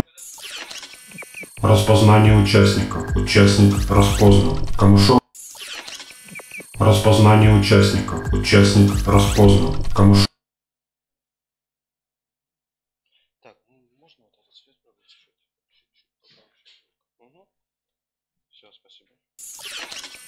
Распознание участника. Участник распознан. Камышов Николай Васильевич. Работает в Унтинском политехническом техникуме. Преподавателем специальных дисциплин. По образованию инженер-строитель, программист. Преподаваемые дисциплины: инженерная графика, строительное черчение, проектирование зданий и сооружений. Здравствуйте, уважаемая комиссия и коллеги.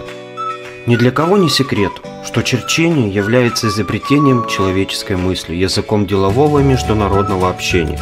С помощью графического языка можно мысленно создавать пространственные образы и оперировать ими. Для изучения моих дисциплин необходимы знания по черчению.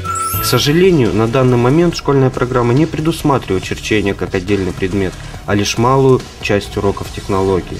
Для школьников, не изучивших черчение, прохождение темы трехмерного моделирования превращается в фильм ужасов. Небрежность в оформлении чертежа, незнание ГОСТов приводит к накоплению в большом количестве ошибок, и эти количества переходят в качество со знаком минус. Конструкция перестает соответствовать своим требованиям. В соответствии с этим я ввел 3 оценки вместо одной. Первая ставится за правильность вычерченной детали, вторая за соответствие ГОСТам в оформлении, третья за чистоту выполненного чертежа. Студент выставляет их самостоятельно, а при проверке я могу изменять оценку, указав на недочеты. Таким образом, студент точно понимает, что необходимо исправить. Для достижения хороших результатов в учебном процессе мне пришлось опробовать множество образовательных технологий, но для себя я выбрал 4: проблемного обучения, обучение в сотрудничестве, проектно-исследовательскую, информационно-коммуникационную. В целях усиления роли самостоятельной работы студентов, формирования их умений и профессиональных компетенций, разрабатываю и внедряю в обучение электронные методические пособия. Пособия могут быть использованы для очного, заочного и дистанционного обучения. Удобный интерфейс, поисковая система, увеличение шрифта и чертежей – все это дает возможность пользоваться пособиями, даже студентам с ограниченными возможностями. Сопровождая изложение материала чертежами и схемами на доске, в дополнение раздаю студентам листы опорного сигнала. Данную методику подчеркнула всем известного педагога-новатора Шаталова Виктора Федоровича. Этими листами студенты могут воспользоваться на любом занятии и срезе. Также мной разработан сайт, организован таким образом, чтобы студент мог легко ориентироваться по нему. На сайте имеются методические, книжные, предметные разделы, а также учебные фильмы. Выбирая необходимый предмет, студенты и родители могут посмотреть программу обучения, контрольно-оценочные средства, дополнительные задания по предмету, электронные пособия. Сайт дает мне возможность расширить рамки обучения, как аудиторных, так и внеаудиторных занятий, а также помогая студентам самостоятельно изучить предмет, а родителям контролировать процесс обучения своего ребенка. На сайте также реализована поддержка для слабовидящих. Визуализация учебного материала в виде роликов позволяет мне усилить процесс обучения. В воспитательной работе я определил для себя следующие задачи: способствовать сплочению коллектива группы, создавать условия для сохранения и укрепления здоровья студентов, развивать самоуправление в группе. Для реализации этих задач был организован туристический кружок. Выбираясь из стен учебного заведения, студенты выходят со мной на более высокий и доверительный уровень общения, а значит и обучения. А участие во всех спортивных соревнованиях сплачивает коллектив группы, что позволяет занять призовые места. Благодаря такому подходу к обучению и воспитанию у меня получается добиваться высоких результатов знаний и умений. К примеру, при защите выпускных квалификационных работ все студенты группы строительства и эксплуатации зданий и сооружений, куратором которым я являлся, получили высшую оценку, а работодатели, присутствующие на защите, отметили высокий профессиональный уровень подготовки студентов и готовность принять их на руководящие должности в своей организации. Спасибо за внимание.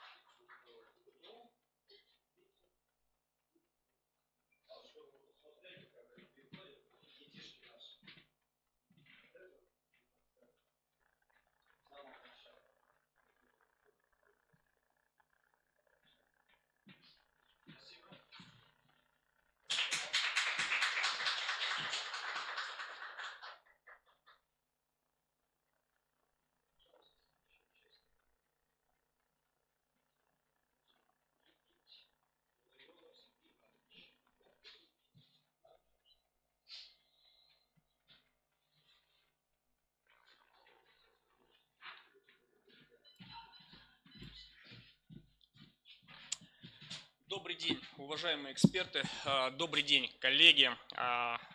Во-первых, я очень рад здесь присутствовать, очень рад всех вас видеть. Для меня это в первую очередь опыт, где я могу видеть лучших из лучших, где я могу набраться опыта. Большое спасибо за этот конкурс. Итак, разрешите представиться. Меня зовут Илларионов Сергей Иванович. Я являюсь преподавателем Воркутинского медицинского колледжа. Стаж моей работы не такой велик в этом образовательном учреждении и вообще в области профессионального образования буквально 6 лет. До этого я работал обычным педагогом-организатором и в школе, но так получилось, что теперь я в медицинском колледже. Итак, моя презентация. Итак, я являюсь преподавателем физической культуры ОБЖ и БЖД. Сегодня хотелось бы мне раскрыть реализацию рабочей программы по физической культуре по направлению сестринское дело 34.02.01. Итак, как мы все знаем, федеральный образовательный государственный стандарт требует некие компетенции, да, умения и знания, чтобы каждый из нас, наших студентов, получил вот эти навыки. Итак, медицинская сестра и медицинский брат должны обладать общими компетенциями, включающими в себя способность. Итак, мы это можем видеть на экране, и я думаю, каждый из нас знает эти все общие компетенции. Также уметь использовать физкультурно-оздоровительную деятельность для укрепления здоровья, достижения жизненных и профессиональных целей, знать о роли физической культуре и, конечно же, знать основы здорового образа жизни. Наверное, одно из самых главных на сегодняшний день в нашем государстве. Итак, как проходит реализация этих требований? В учебную дисциплину физическая культура входят разделы по практической части. Спортивные игры, такие как баскетбол, волейбол, мини-футбол, настольный теннис, легкая атлетика, гимнастика и лыжная подготовка.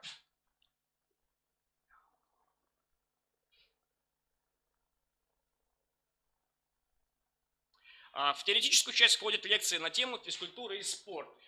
И также для студентов, относящихся к специальной медицинской группе, которые по состоянию своего здоровья не могут заниматься практическими занятиями, предоставляются темы рефератов, на которых они должны составить, написать, прийти, рассказать. И рассказать не только мне как преподавателю, но и своим одногруппникам. Также в рабочую программу входит обязательно это самостоятельная работа студентов, которая заключается в посещении спортивных мероприятий, участие в соревнованиях и сдаче норм ГТО. В городе Воркуте у нас проходят такие спортивные мероприятия, как Заполярные игры и различные городские соревнования по различным видам спорта. Ну и самое главное, конечно же, это сдача норм ГТО на сегодняшний день. Итак, внеаудиторная работа проходит через спортивные кружки, активный отдых на природе и республиканские спартакиады среди специального профобразования, также открытая молодежная спартакиада города Воркуты и городские соревнования различного уровня. Итак, спортивные кружки. Спортивные кружки у нас в колледже веду я. Это настольный теннис, ОФП и шахматы. Активный отдых на природе происходит легко и просто. Мы собираемся, выезжаем, стараемся выезжать за город на туристические базы, где мы можем в компании весело покушать вкусняшек, такие как шашлычок, колбаски жареные, картошечка, фрукты, овощи. И, что самое главное, одна из компетенций, мы всегда за собой убираем мусор, который оставляем. И, конечно же, мы выезжаем на велосипедах. Для нас это самое ценное, потому что в городе Воркуте большинство всегда на снег. Очень мало времени, когда можем сесть на велосипед и покататься. Также, в чем же заключаются наши республиканские и молодежные спартакиады? Мы участвуем в таких соревнованиях, как баскетбол, волейбол. Причем у нас дети и мальчики, точнее, извините, юноши и девушки пытаются реализовать себя. Пожалуйста, вот вы можете видеть на слайдах наши команды. Тем более, я как преподаватель должен показывать свой пример. И я всегда вместе со своей командой выхожу на поле. Вместе мы играем, точнее соревнуемся с другими командами. Пожалуйста. За последнее время наши студенты в различных соревнованиях занимают только призовые места. Есть некие исключения по специфике того, что у нас как бы отсутствует полноценный спортзал в колледже, но мы стараемся и идем до конца. Также, помимо того, что мы занимаемся спортом, мы пытаемся реализовываться как общественные деятели. Да? В городе Воркуте под Новый год мы решили подарить микрорайону Тиман просто снежный каток, куда в зимний период на каникулах любой житель, подросток, малыш с родителями мог выйти и покататься на коньках. Также хотелось бы заметить, что как преподаватель не только я выступаю вместе с ними, но еще пытаюсь самоусовершенствоваться. Да? Каждый год, практически каждый год проходить повышение квалификации и по разным направлениям. Сегодня студенты знают, что я стараюсь быть успешным и с них требую быть успешными, потому что все-таки успешный человек и знающий свои компетенции, знающий то, что он хочет в своей жизни, может добиться многого. Один из моих девизов, который знают студенты, они всегда его пытаются реализовать. Если у тебя есть мечта, беги к мечте. Если ты не можешь бежать к мечте, иди к ней. Если ты не можешь идти к ней, просто упади в сторону мечты. И все, и смотри на нее. Эта мечта, она достигнет тебя.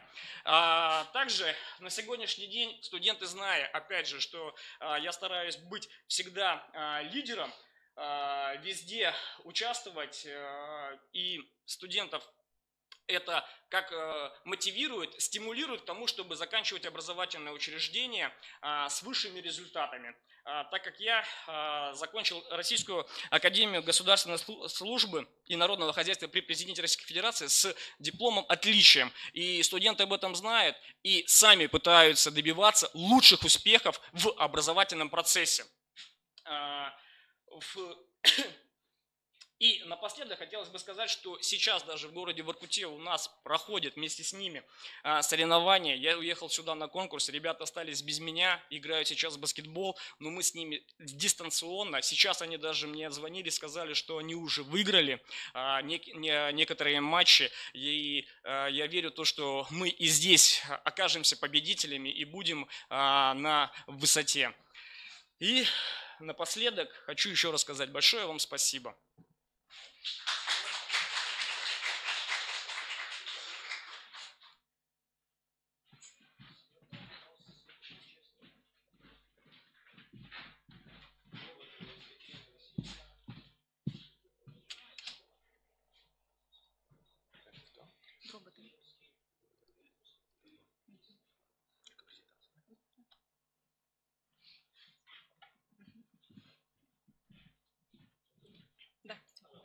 Добрый день. Меня зовут Екатерина Васильевна, я представляю Ижемский политехнический техникум. Разрешите представить вашему вниманию самопрезентацию моего педагогического опыта. Сама себе прокладываю путь, приду к своей желанной цели, иду уверенно, чтобы не свернуть, идеи, чтобы не устарели. В своей педагогической деятельности выстраиваю алгоритм последовательного достижения мастерства и успеха. В аспекте реализации требований современного рынка труда и профессионального стандарта педагога ставлю перед собой определенную цель и задачи, основываясь при этом на трудовые функции преподавателя, организация учебной деятельности, педагогический контроль и оценка, разработка программного методического обеспечения. Свою роль как учитель информатики я вижу в том, чтобы снабдить студентов инструментами, которые помогут им не потеряться в современном информационном обществе. Каждую минуту количество информации в мире растет, и навыки работы с ней. Овладение информационно-коммуникационными технологиями – это ключ к успешному овладению общими и профессиональными компетенциями, а в дальнейшем к успешной деятельности студентов во взрослой жизни. Учитель-скульптор, тщательно шлифующий умы и души людей. Так я вижу себя в роли педагога-гуманиста. Общество требует от будущего выпускника состояться как личность, открытая, инициативная, волевая, трудолюбивая, самостоятельная. Замечательно, что нет похожих друг на друга учеников. Так интереснее с ними работать. Приходит на ум мудрые слова. Здесь мало услышать, здесь слушаться нужно. Потому что процесс воспитания требует внимания, терпения и чуткости. Особенно это важно в современное время, когда меняются приоритеты и ценности. Моя задача как классного руководителя – привить студентам культурно-нравственные ориентиры, помочь им выбрать правильный путь в развитии, научить жить в наше непростое время.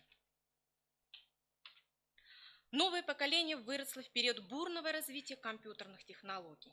Поэтому важным моментом в деятельности как преподавателя информатики я считаю формирование информационной культуры, а именно черт и качеств личности, необходимых для эффективного и безопасного использования возможностей компьютерных информационных технологий для себя и других, а также тех качеств, формированию которых способствует именно компьютер, как инструмент информационной деятельности.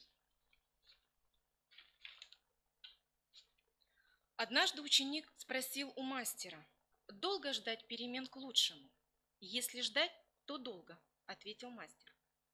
Следуя данной притче, современный педагог должен отвечать на все вызовы времени. В роли педагога-новатора я готова к творческой инновационной деятельности, открыта для обучения. Среди разнообразных направлений новых педагогических технологий наиболее универсальным, на мой взгляд, являются информационно-коммуникационная, проектная, игровая, групповая технология. Именно эти технологии, как мне кажется, самым органическим образом переплетаются и дополняют друг друга. Ведущую роль отвожу кейс-технологии, потому что на практике поняла, что знания, добытые самим человеком, остаются в памяти намного дольше, чем просто услышанное на уроке. В работе со студентами я руководствуюсь основным принципом. Пусть ученик поверит в себя, и тогда он сможет освоить самый трудный материал и получить удовольствие от своей маленькой победы. Динамика роста качества знаний и успеваемости за последние 2 года этому свидетельствует. В качестве педагога-модератора моя роль значительно меняется как преподавателя. В этом случае я выступаю как ведущий или тренер. Применяемые мною методы и формы обучения позволяют развивать у обучающихся способности самостоятельного решения проблем, эффективно получать новые знания, применение собственного нового опыта и его осмысления. Дает возможность всем участникам принять общие решения как свои собственные. Впоследствии проявляется инициативность самих студентов к учебному процессу, в котором я стимулирую их из позиции помощника. Результаты обучения приобретают личную значимость для всех участников процесса. Оказывать адресную помощь обучающимся, не избавляя от проблемной ситуации, а помогая ее преодолевать, поможет в этом педагог-консультант. В современных условиях, когда сами знания становятся вторичным продуктом саморазвития личности, на первый план выходит равноправное сотрудничество педагога и студента. В процессе такого сотрудничества и общения акцент делаю на самостоятельную деятельность, которая необходима в выполнении внеаудиторной самостоятельной работы, подготовке к конференциям, олимпиадам, семинарам. В этом случае я перестаю быть просто преподавателем, предметником, а пытаюсь направить внимание на развитие творческих способностей, разрабатываю с ними план дальнейшей деятельности, тогда создается что-то новое, оригинальное. В информатике учебный материал интегрирует абстрактность теоретического познания и предметного практического знания. В связи с отдаленностью населенного пункта от остальных техникумов, как преподаватель-эксперт могу проявлять способности только внутри учебного заведения и онлайн-конкурса. Данная деятельность развивает во мне профессионализм, ответственность, объективность, беспристрастность, глубокое понимание критериев оценивания, четкое понимание целей и задач любой деятельности. На мой взгляд, экспертная работа – это отличная школа для педагога. Это не только показатель его профессионального роста, но и показатель уровня его профессионального развития и мышления. Девиз педагога-мотиватора – двигаться вперед и не останавливаться на достигнутом. На мой взгляд, у студентов создается впечатление обособленности информатики от их профессии, и они, как правило, не видят возможности для практического применения. Считаю целесообразным проводить уроки информатики интегрированно с профессиональными дисциплинами, используя инновационные технологии обучения. Широко применяю в повседневной деятельности личностно-ориентированное и проблемное обучение. Заметно заинтересуют обучающихся соревновательные моменты. Также систематически поощряю внеаудиторную деятельность студентов. Ребята охотно приходят во внеурочное время за помощью и советом для решения различных вопросов. Таким образом, гораздо легче усваивают полученные знания, навыки и умения. Практика показала, что, имея полную свободу, студенты совещаются, ищут оптимальные пути решения, проявляют критическое и творческое мышление, а значит, повышается мотивация к обучению и эффективность учебного процесса. Я считаю, что учитель остается учителем до тех пор, пока учится. Эрудиция педагога – это ведущая характеристика, так как обучающиеся могут задать вопрос из любой сферы деятельности. Она достигается путем непрерывного образования и самообразования учителя. Источниками моего самообразования выступают книги, курсы, экскурсии, поездки, средства массовой информации, общение с людьми и опыт, обмен опытом. Чтобы повысить интеллект своих студентов, придерживаюсь своей педагогической деятельности следующих правил. При изучении новых терминов рекомендую обучающимся интересоваться вопросами в различных сферах, используя различные способы. Узнав новые слова и их значения, предлагаю студентам выявить цепочку связей в различных сферах деятельности. Для этого на каждом своем уроке выделяю межпредметную связь, Применяю исследовательский метод, провожу интеллектуальные игры. В заключение своего выступления мне хотелось бы сказать следующее.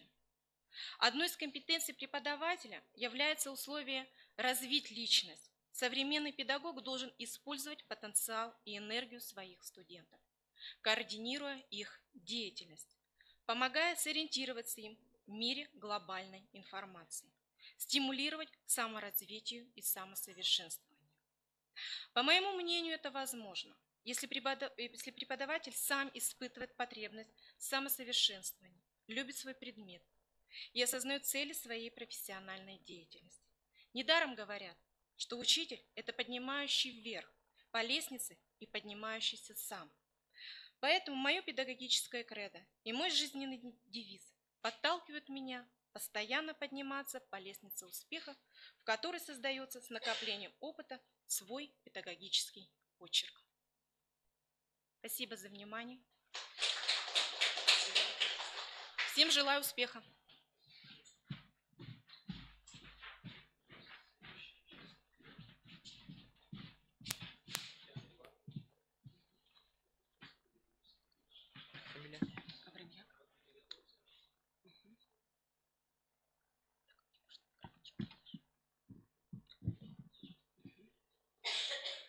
Здравствуйте, уважаемые члены жюри и коллеги.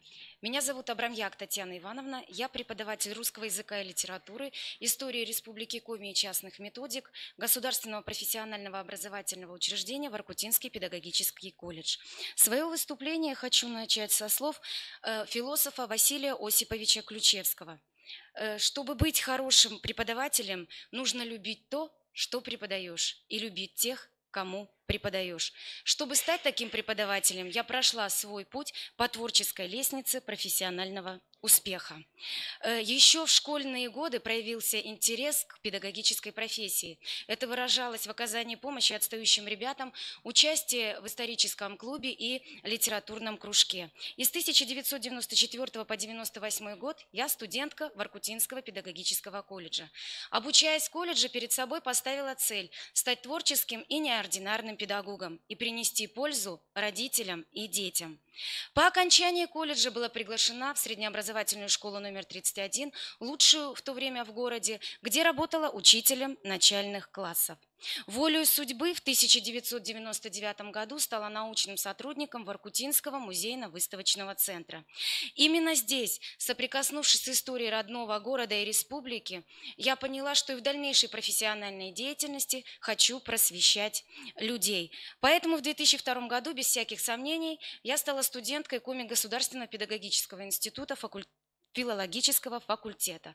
По окончании института приглашена на работу в Воркутинский педагогический колледж в качестве преподавателя русского языка и литературы, истории Республики Коми и частных методик, где преподаю уже 10 лет. За эти годы, на мой взгляд, я не только усовершенствовала свои профессиональные знания, умения и навыки, но и приобрела новый опыт работы со студентами.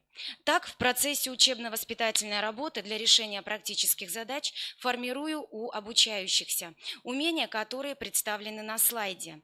С учетом единой методической темы колледжа, в своей работе я использую современные образовательные технологии. Понятий педагогических технологий достаточно много. Я придерживаюсь мнения Михаила Владимировича Кларина, который видит педагогическую технологию как системную совокупность и порядок функционирования всех личностных, инструментальных и методологических средств, используемых для достижения педагогических целей. Чтобы сделать процесс обучения студентов по преподаваемым дисциплинам продуктивным и практикоориентированным, применяю следующие образовательные технологии. Остановлюсь более подробно на нескольких из них. В своей работе мы действительно используем организацию исследовательской деятельности студентов. Так, со студентами на междисциплинарном курсе «Методика преподавания русского языка» мы выбрали проблему эффективности использования этимологического анализа для формирования орфографического навыка у младших школьников. Ведь всегда нам говорят, что словарные слова, ребята, в школе нужно запомнить правописание. Мы же доказали, что если использовать этимологический анализ, то процесс написания слов станет интересным и обоснованным. мы написали статью и приняли участие в далевских чтениях. В своей деятельности также использую проектную деятельность, ведь очень много проектов студенты первого курса и вторых курсов защищают, и это проекты по русскому языку и литературе, такие как, например, поэты Серебряного века, музы Серебряного века, последний поэт деревни и многие другие.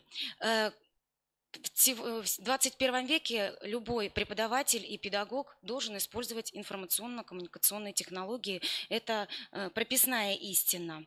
Организация самостоятельной деятельности студентов. Нами разработаны учебно-методические материалы, которые способствуют организовать самостоятельную деятельность, разработаны критерии оценки этой деятельности.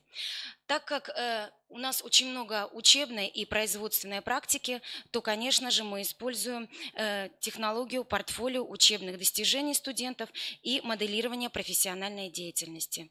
Мы проектируем этапы уроков литературного чтения, русского языка и обучения грамоте. Проектируем целые уроки, с которыми студенты выходят на практику. Так. Идем дальше. С целью совершенствования вышеперечисленных умений, эффективности их использования в профессиональной деятельности мною были составлены учебно-методические материалы по междисциплинарным курсам и общеучебным дисциплинам, которые позволяют сформировать общие и профессиональные компетенции в области русского языка и литературы, а также методики преподавания русского языка. Новизна сборников, на мой взгляд, заключается в том, что представлена система заданий, формирующих практические умения выразительно читать художественные произведения, проектировать уроки русского языка, литературного чтения, обучения грамоте в начальных классах, а также организовывать исследовательскую деятельность. Особое внимание отводится формированию регулятивных умений, самооценки и взаимооценки проделанной работы. Общеизвестно, что образование включает в себя обучение и воспитание. Эти два понятия взаимообусловлены и взаимосвязаны. Это действительно так, ведь обучая, мы воспитываем, а воспитывая, мы обучаем. Джон Лок сказал: от правильного обучения зависит интеллект общества, а от правильного воспитания зависит благосостояние всего народа. Поэтому параллельно с обучением большое внимание в своей работе я уделяю воспитанию нравственных качеств и ценностей будущих педагогов. Обращая внимание на повышенный рост российского социума к проблемам патриотического воспитания, на занятиях по литературе, истории Республики Коми, а также во внеурочной деятельности, мною проводится работа по формированию гражданской позиции у подрастающего поколения, их потребности в нравственно-духовном совершенствовании, уважение к историко-культурному наследию своего народа и всех народов России. Доминирующим средством патриотического воспитания в Воркутинском педагогическом колледже является музей, которым я руковожу уже 8 лет. Наши студенты активно участвуют в различных видах музейной деятельности, которые представлены на слайде. Немножко подробнее остановлюсь на этих видах деятельности. Итак, исследовательская и поисковая работа. Мы собираем материалы о ветеранах Великой Отечественной войны и участниках локальных войн. Ребята с удовольствием принимают участие в разработке тематических экскурсий, часов общения, музейных лекций, которые мы разрабатываем для школьников, для студентов и для жителей города. Очень тесно мы сотрудничаем с отделом молодежи и Воркутинским музейно-выставочным центром, поэтому уже стало доброй традицией проводить историко-краеведческие квесты, такие как «В погоне за юбилеем», «Жить в республике, знать республику» и многие другие, приуроченные к памятным датам по Великой Отечественной войне и вообще истории России. Это исторические и литературные конференции, также приуроченные к различной тематике после изучения тем и разделов. Это интеллектуальные игры и викторины, которые мы проводим в колледже, а также тематические выставки. Например, «Человек мужества и отваги», которая была проведена на базе музея Воркутинского педагогического колледжа. Музейные предметы были предоставлены музейно-выставочным центром, и выставка прошла на ура. Были представлены экспонаты Героя Советского Союза Василия Ивановича Дончука. Ребята выходили после экскурсии и даже были слезы на глазах. Это, конечно же, публикации в средствах массовой информации об интересных людях нашего города и нашей республики, а также встречи с ветеранами Великой Отечественной войны. К сожалению, сейчас это все сложнее делать, так как они от нас уходят. И вот последнее мероприятие которое было проведено в прошлом году, как раз-таки была встреча с блокадницей Ленинграда. К сожалению, этой осенью она тоже уже ушла из этого мира. Но что хочется еще отметить? Результатом проделанной работы является высокая востребованность и процент трудоустройства выпускников колледжа в образовательных организациях города, а также их дальнейшее обучение на филологическом и исторических факультетах высших учебных заведений Республики Коми и Российской Федерации. Хочется верить, что все то, что я вложила в своих студентов, доброе, вечное, нужное, поможет им стать хорошими учителями и настоящими людьми. Свое выступление хочу закончить словами великого русского ученого Дмитрия Ивановича Менделеева. Вся гордость учителя в учениках, в росте посеянных им семян. Спасибо за внимание.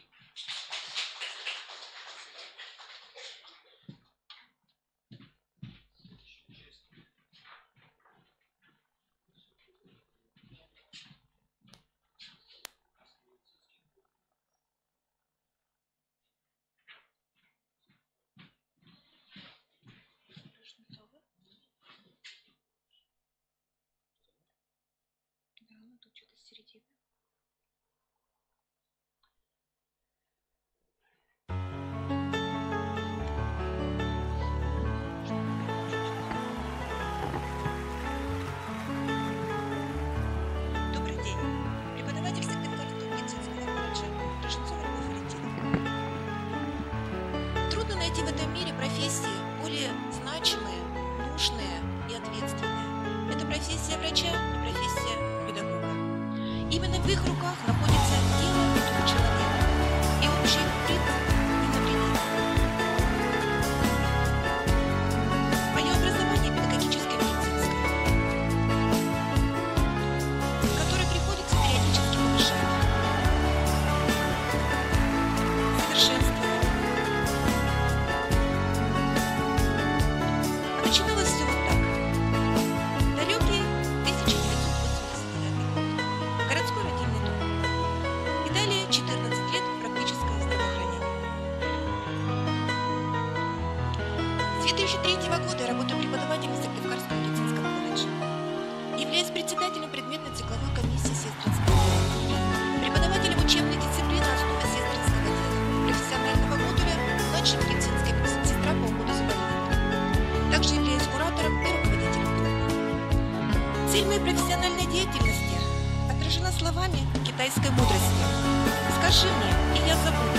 Покажи мне, и я запомню. Дай мне действовать самому, и я научусь.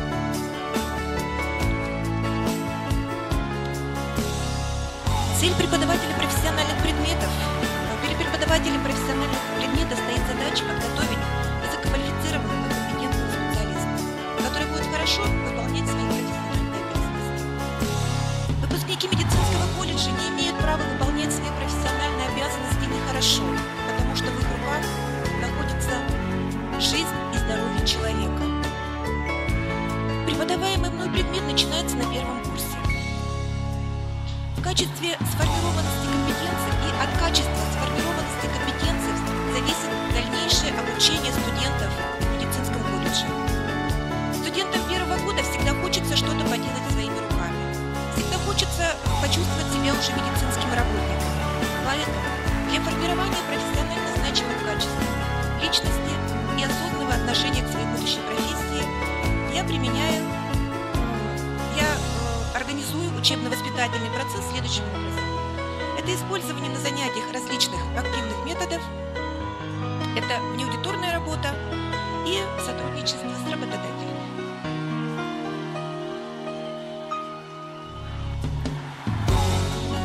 Разработанные мной учебно-методический комплекс по дисциплине профессиональному модулю – это рабочие программы, учебно-методический комплекс, фонды контрольно-оценочных средств, соответствует федеральным образовательным стандартам и требованиям работодателя. Практические занятия проходят в кабинетах доклинической практики, в которых созданы зоны, процедурный кабинет, палата, приемное отделение. Это дает возможность максимально приблизить студента к рабочей обстановке в лечебном учреждении. В кабинете ежегодно пополняется материально-технический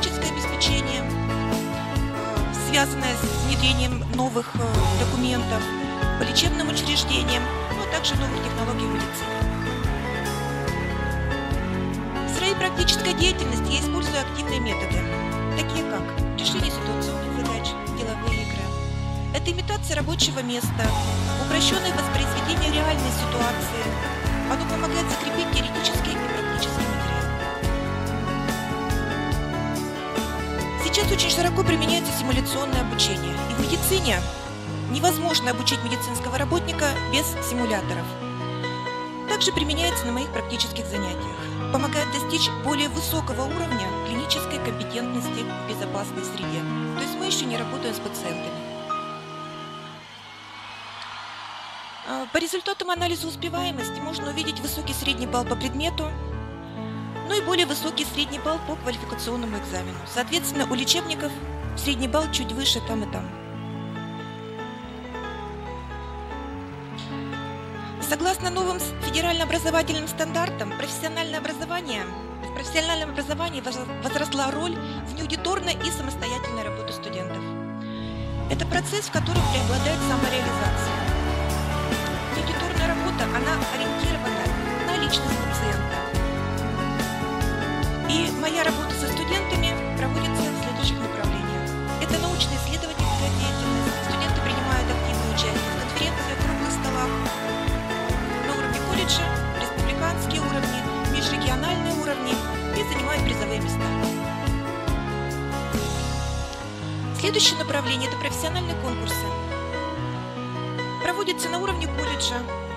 Ежегодно у нас 12 мая отмечается День медицинской сестры. Я провожу этот конкурс, занимаюсь организацией, разработала свой сценарий «Спешите делать добро».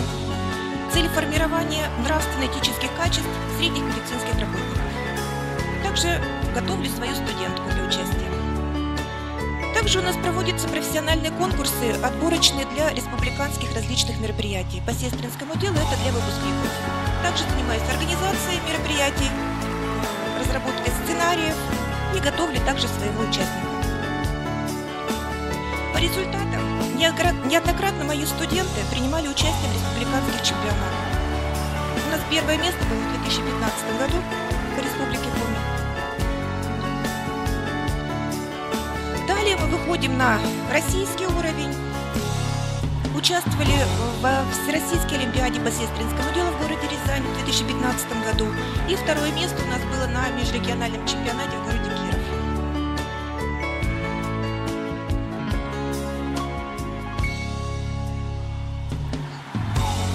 В 2017 году в Республике Коми проходил чемпионат WorldSkills «Молодые профессионалы».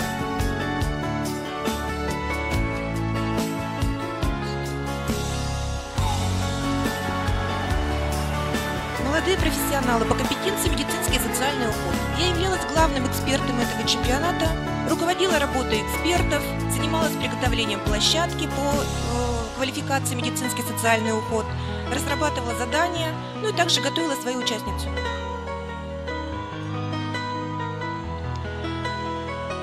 Отдельно мне хочется сказать про наш проект, это пункт здоровья. Пункт здоровья у нас изначально начинался на этапе колледжа. После прохождения дисциплины мы выходили на наш пятачок и проводили мероприятия для студентов. Далее нас стали приглашать в учебные заведения Республики Коми. То есть мы ходили в школы, была в лесном институте. Ну и в настоящее время все преподаватели нашей цикловой комиссии уже с этим проектом выходят в торговые центры города, в аптеки, ну и нас приглашают в Центр социальной защиты. Ну и профориентационные мероприятия. Тоже активно занимаюсь профориентацией. Со студентами это выезды в разные города и районы Республики Коми. Это ярмарки вакансий, дни открытых дверей, мастер-классы. Несколько раз мы были в Гренаде, проводили тоже мастер-классы. И вообще надо сказать, что ребята очень охотно принимают участие в подобных мероприятиях, потому что для студентов первого курса это такая честь в белом халате выйти куда-то в люди, так сказать. То есть они себя начинают чувствовать медицинскими работниками.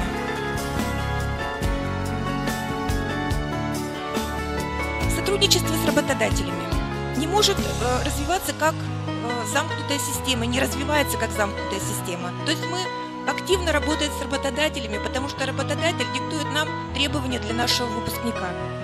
Мы совместно разрабатываем рабочие программы, проводим круглые столы, выступала с докладами на круглых столах, форма проведения квалификационного экзамена, обобщение опыта работы по реализации программы обучения во время проведения производственной практики, профмодуля, пути и способы формирования, развития и контроля УК и ПК в рамках квалификационного экзамена. Мы совместно организуем квалификационные экзамены по модулю. Работодатели также являются руководителями выпускных квалификационных работ, председатели комиссий. Я же, в свою очередь, провожу занятия клинических практик на базах, провожу методическое сопровождение производственных практик также на базах и провожу занятия на курсах повышения квалификации. Для средних медицинских работников, но тут уже, наверное, обмен опытом и для меня тоже чему-то учусь, да, и также провожу занятия для них. За годы своей работы воспитание будущих медицинских работников имеет свои особенности. Медицинский работник – это не только специальность, это призвание. И формирование духовно-нравственных качеств осуществляется различными способами.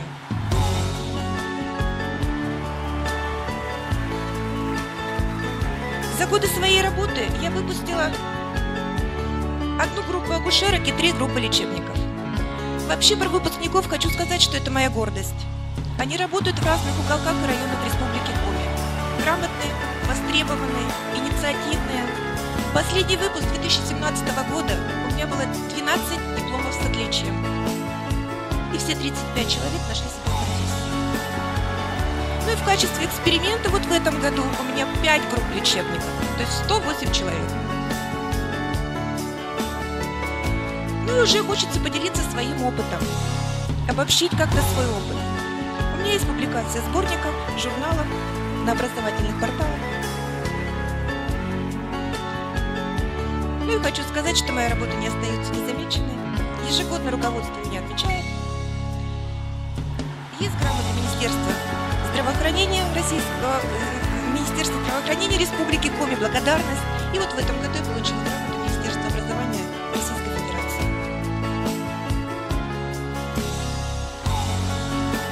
И когда-то очень давно мне одна пациентка сказала такие слова: для вас это работа, а для нас это жизнь. И я стараюсь смысл этих слов донести до каждого своего студента. И мне в своей жизни также приходится обращаться в медицинское учреждение за медицинской помощью. И там я вижу своих студентов, вижу своих выпускников. И я хочу сказать, я уверена за них. И хочется закончить свои выступления следующими словами. Учитель, подготовь себе ученика, у которого сам сможешь учиться. Благодарю за внимание.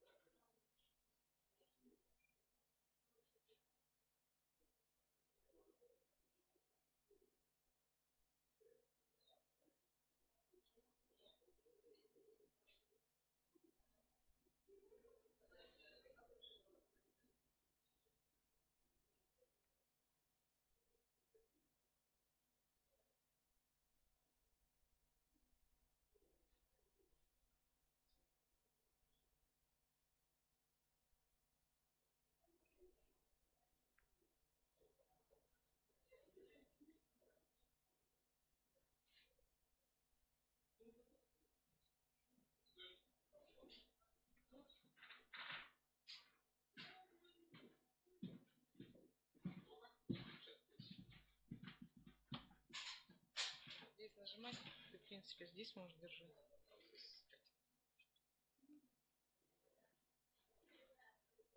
Он никак не поднимается. Не надо переключать.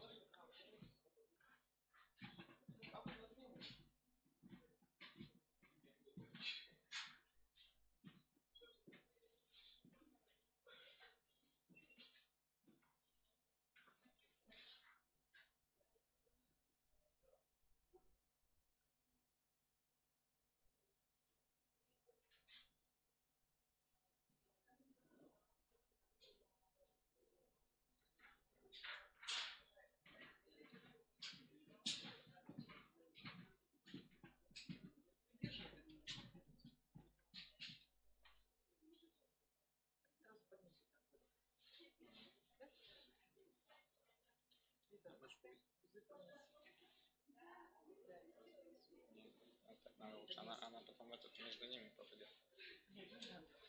Там все потеряется.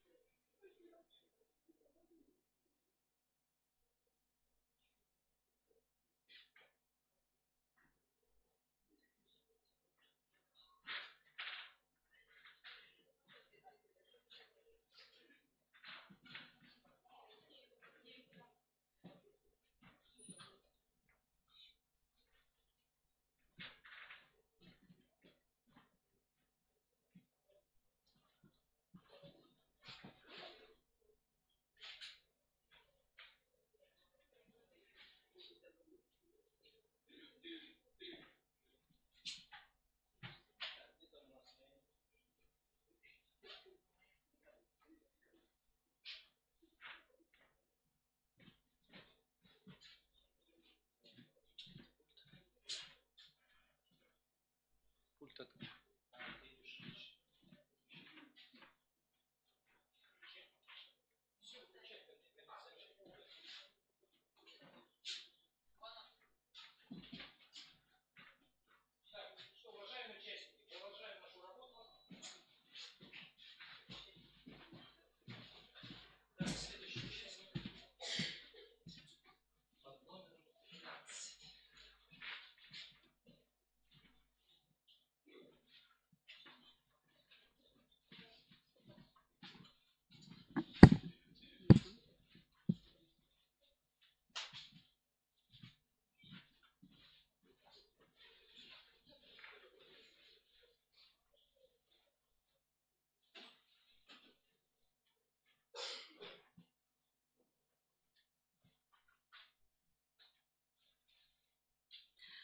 Начинаем, да? Да. Добрый день, уважаемые коллеги и члены жюри. Меня зовут Виктория Владимировна Машковцева. Работаю я в Сыктывкарском лесопромышленном техникуме с 2002 года преподавателем физики, математики и общепрофессиональных дисциплин.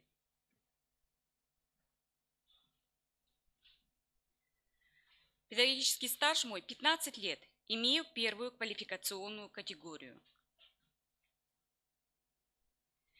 Являюсь председателем методической комиссии общеобразовательного цикла.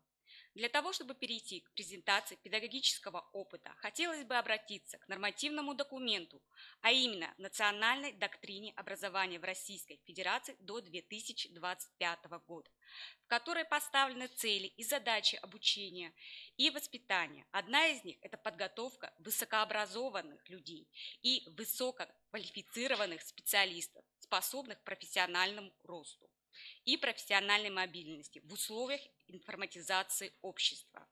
В настоящее время классическая модель образования стала непродуктивной. Наблюдаются противоречия, которые представлены на следующем слайде. И возникает реальная потребность в повышении качества профессионального образования в использовании новых технологий с одной стороны и однообразная образовательная монотонность учебного процесса с другой стороны. Вышеуказанные противоречия побудили меня пересмотреть свои взгляды на преподавание физики. Возникла важная педагогическая проблема – как сформировать личность студента и повысить качество подготовки студента на примере изучения физики. Хочу обратить ваше внимание на специфику изучения дисциплины физика.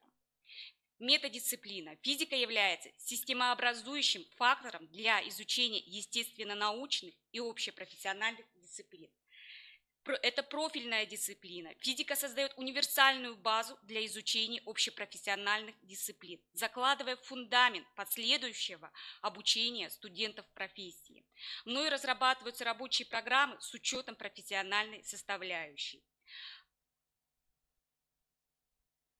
Основой моей педагогической концепции является исследовательная деятельность студента как фактор успешности обучения и способ формирования личности студента для будущей профессиональной деятельности.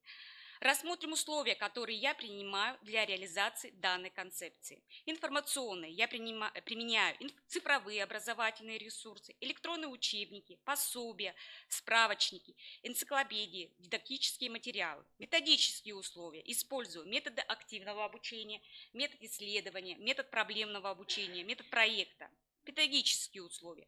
Осуществляю взаимодействие педагога и студента. При этом я выполняю роль координатора исследовательской деятельности, направляю, координирую и частично планирую деятельность студентов. Психологические условия. Мотивирую студентов, стимулирую учебную деятельность студентов.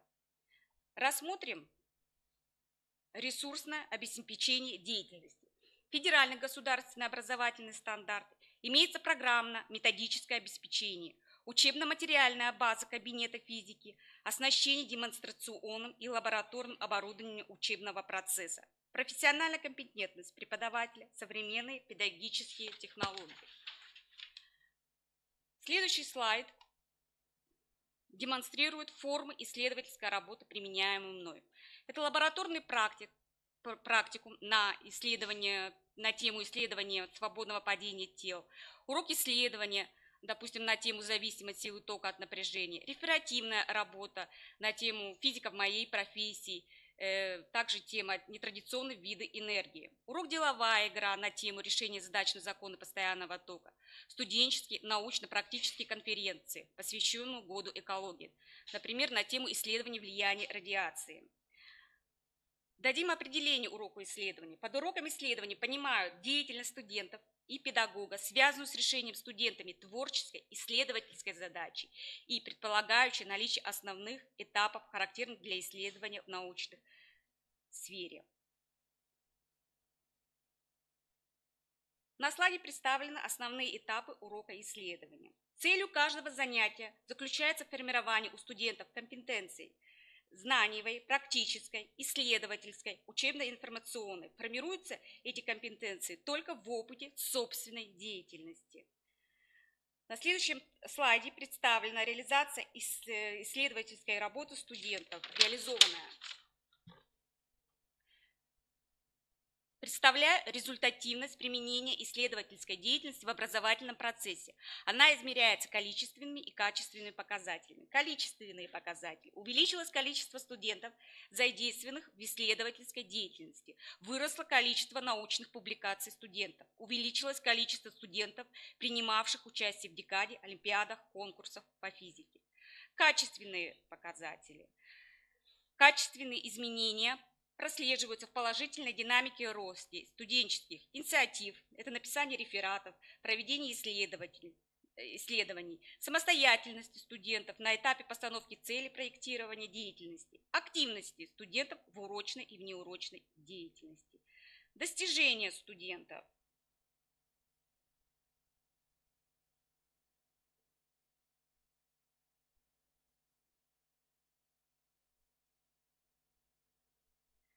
Реализация данной педагогической концепции позволяет сделать следующие выводы. Исследовательская деятельность – это обучение через открытие, самоопределение студента к выполнению образовательной деятельности, наличие дискуссии, развитие личности, выражение собственного мнения, способность студента проектировать предстоящую профессиональную деятельность. Исследовательская деятельность студента способствует успешности обучения и является одним из действенных способов формирования личности студента. Благодарю за внимание.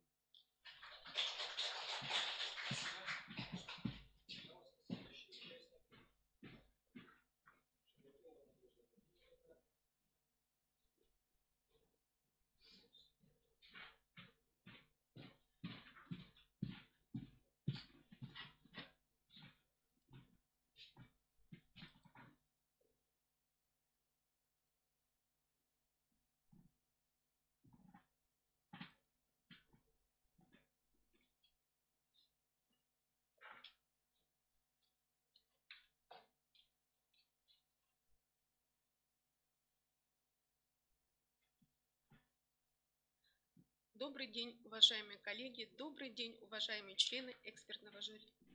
Я рада, что мне выпала честь выступить здесь перед вами и представить вашему вниманию результаты моей работы. Меня зовут Шабрукова Надежда Владимировна. В системе профессионального образования работаю более 10 лет. Преподаю предмет биология. Я отношу себя к педагогической династии. С детства я была за кулисами школьной жизни и всегда знала, что в будущем стану педагогом. Девизом в своей работе считаю слова Льва Андреевича Арцемовича: «Студент – это не сосуд, который надо заполнить знаниями, а факел, который нужно зажечь». Предлагаю рассмотреть федеральный государственный образовательный стандарт среднего профессионального образования по профессии мастер слесарных работ. Результат освоения образовательной программы предполагает формирование целого списка общих компетенций. Хочу сделать акцент на двух из них. Преподавание биологии в профессиональном учреждении направляю на реализацию двух основных направлений. Первое направление – это экологическое воспитание, к которому относятся гуманное отношение к окружающей среде, рациональное использование природных ресурсов. Второе направление – это здоровье и сбережение, которое включает в себя режим труда и отдыха, влияние вредных факторов на организм человека, правильное питание, профилактика профессиональных заболеваний. Более подробно хочу рассказать о том, как я реализую первое направление – это экологическое воспитание. Родилась я сама в республике Марий Эл, которая славится очень красивой природой. И с детства мои родители воспитывали во мне гуманное отношение к окружающей среде. И вот так уже сложилось, что в течение 10 лет я проживаю в городе Микунь и работаю в Микуньском железнодорожном техникуме. Каждое утро, когда я иду на работу, я любуюсь красотой окружающей природы. Летом я слушаю шум дождя, пение птиц, вдыхаю аромат цветов. А зимой это отдельная сказка. Но с другой стороны, вне зависимости от времени года, я вижу кучу мусора, сломанные ветки деревьев, и мне от этого становится тяжело и грустно. Поэтому с первого дня моей работы, как преподавателя биологии, я поняла, что ведущим направлением в моей деятельности будет именно экологическое воспитание. Считаю, что оно является неотъемлемой частью воспитания гражданина. Проблема экологического воспитания и образования – это одна из самых актуальных на сегодняшний день. Я очень обрадовалась, когда узнала, что 2017 год объявлен годом экологии. Я надеялась, что этой проблеме наконец-то уделят должное внимание на более высоком уровне. Но, к сожалению, мои ожидания не оправдались в полной мере. Но в любом случае я рада тому, что первые шаги сделаны в этом направлении. Об актуальности экологического воспитания начали говорить еще в середине прошлого века. В 1948 году был создан Всемирный союз охраны природы, который разработал программу «Человек и биосфера». Данная программа является продолжением международной биологической программы ЮНЕСКО. Конституция нашей страны допускает принятие актов, направленных на совершенствование природопользования, охрану окружающей среды и обеспечение экологической безопасности. В 2002 году был принят федеральный закон об охране окружающей среды. В законе говорится об установлении системы всеобщего и комплексного экологического образования, включая в себя и профессиональное образование. И, наконец, федеральный государственный образовательный стандарт среднего профессионального образования, о котором было сказано ранее и который предполагает формирование и развитие экологического типа мышления личности. Экологическая компетенция выделена из сферы других образовательных компетенций как феномен, обусловленный своим влиянием на существование удивительного явления – жизни на Земле. При этом она выступает как интегральная составляющая общекультурной, учебно-познавательной, информационной, социально-гражданской, коммуникативной компетенции. Экологическое воспитание является неотъемлемой частью преподавания биологии. Для себя ставлю следующие цели экологического воспитания. Это развитие социально ценных мотивов личного отношения студентов к природе, вовлечение студентов в непосредственную работу по охране окружающей среды. К задачам экологического воспитания отношу формирование ответственного отношения к окружающей природе, формирование системы знаний об экологических проблемах современности, развитие стремления к активной деятельности по охране окружающей среды в интересах своей будущей профессии. Формирование экологической культуры студентов происходит как в учебном процессе, так и во внеучебной деятельности. В рамках своего выступления я хочу познакомить вас с результатами своей работы в данном направлении. В первую очередь это использование особого вида учебного занятия экоурока. В чем отличие экоурока от простого урока биологии? Основное отличие – это цель урока. Цель обычного урока – это формирование общих компетенций студента через создание и разрешение проблемной ситуации профессионального характера. Цель же эко-урока – это не только формирование общей компетенции студента через создание и разрешение проблемной ситуации, но и повышение его экологической культуры в процессе решения задач экологического характера. Экоурок позволяет реализовать системно-деятельностный подход в обучении, повысить познавательную активность, а следовательно формировать экологический тип мышления. Экоуроки в современном мире набирают большую популярность. Мы активно участвуем во всероссийских акциях, таких как «Хранители воды», «Разделяй с нами» и многих-многих других. Также я являюсь разработчиком авторских экоуроков, которые в основном имеют региональный компонент. Во внеурочной деятельности под моим руководством начат процесс написания исследовательских работ по биологии. Тематика определяется в зависимости от профессии и тесно связана изучаемым студентами направлением. Например, экология и железная дорога, строительные материалы и их воздействие на организм человека, автомобиль будущего, проблема утилизации отходов на железной дороге. Мы с группой студентов были участниками проекта «Мобильные технологии для экологии». В настоящее время нами реализованы следующие социально значимые проекты. Мы за чистый город. Посадить дерево. Чистый парк. В рамках Года экологии проведены экологические конкурсы. Конкурс плакатов «Современные проблемы экологии». Конкурс рисунков «Красная книга своими руками». Конкурс буклетов, посвященный Году экологии. Большой популярностью у студентов пользуются эко-квесты различной тематики. Результатом использования экологического воспитания в моей работе являются рост числа студентов, вовлеченных во внеурочную деятельность, рост успеваемости по дисциплине, повышение качества знаний. Свое выступление мне бы хотелось закончить словами Корнелия Зелинского: «Поведение человека в природе – это зеркало его души». Спасибо большое.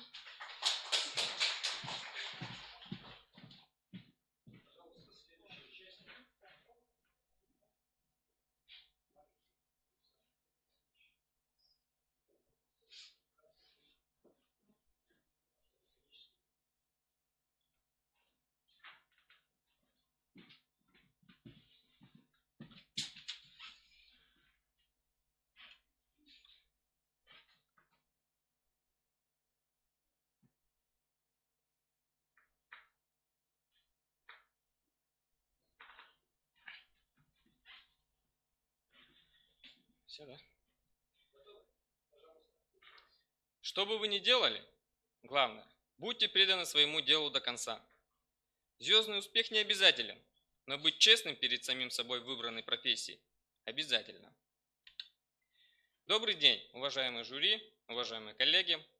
Меня зовут Матюшев Александр Феликсович. Я работаю в Сыктывкарском автомеханическом техникуме преподавателем профессионального цикла. В системе образования работаю 5 лет и приобрел определенный опыт, которым готов поделиться. Закончив Коми Государственный педагогический институт, я сначала устроился на станцию технического обслуживания, где получил богатый опыт ремонта автомобилей. Работая в автосервисе, я понял, что мне не хватает живого общения, пытливых глаз, каверзных вопросов. Поэтому я решил поделиться своими знаниями и теми, что получил в институте, и теми, что приобрел на предприятии. Поэтому я пришел работать в техникум, где готовят автомехаников и машинистов.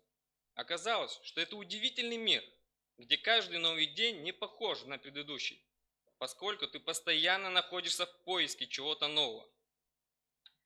Поработав со студентами, я понял, что далеко не все студенты выбрали свою профессию осознанно. Кто-то пришел учиться за компанию, кто-то по настоянию родителей.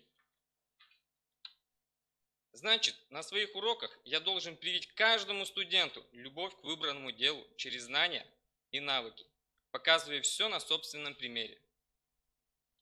А главное, я стараюсь помочь студентам понять значимость и ценность их будущей профессии. В результате мои студенты активно участвуют и занимают призовые места в республиканских, всероссийских и даже международных конкурсах. Можно сказать, что все только начинается.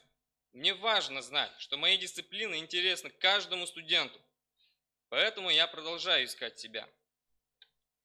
В своей работе я использую современные педагогические технологии, проектные методы, проблемное обучение, информационно-коммуникативные технологии, игротехники, бинарные уроки. Но лучше всего зарекомендовала себя педагогика сотрудничества.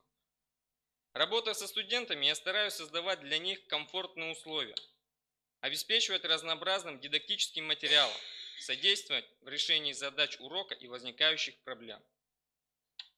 На уроках учебной практики в мастерских, при ремонте старых отечественных автомобилей и таких же иномарок, я показываю студентам что не только специальное образование, но прежде всего золотые руки, и профессиональная смекалка позволяет найти и устранить неисправность даже при отсутствии специального оборудования и запасных частей. Оказалось, что иногда в ремонте может помочь даже обычная вилка. С ее помощью очень удобно снимать пластиковые фиксаторы, которых в современном автомобиле бывает очень много. Среди моих студентов, достигших возраста 18 лет, многие обзаводятся своими машинами. Как правило, это поддержанные, постоянно ломающие изделия отечественного автопрома. Поэтому студенты сами заинтересованы в знаниях устройства автомобиля, навыках по его техническому обслуживанию, диагностике и ремонту. И, конечно же, они должны уметь выполнять разные слесарные операции, применять соответствующий инструмент по назначению. Мне важно, чтобы ребята не уставали на моих уроках, не теряли работоспособность, чтобы процесс обучения был максимально продуктивным. Большое внимание на своих занятиях я уделяю охране окружающей среды.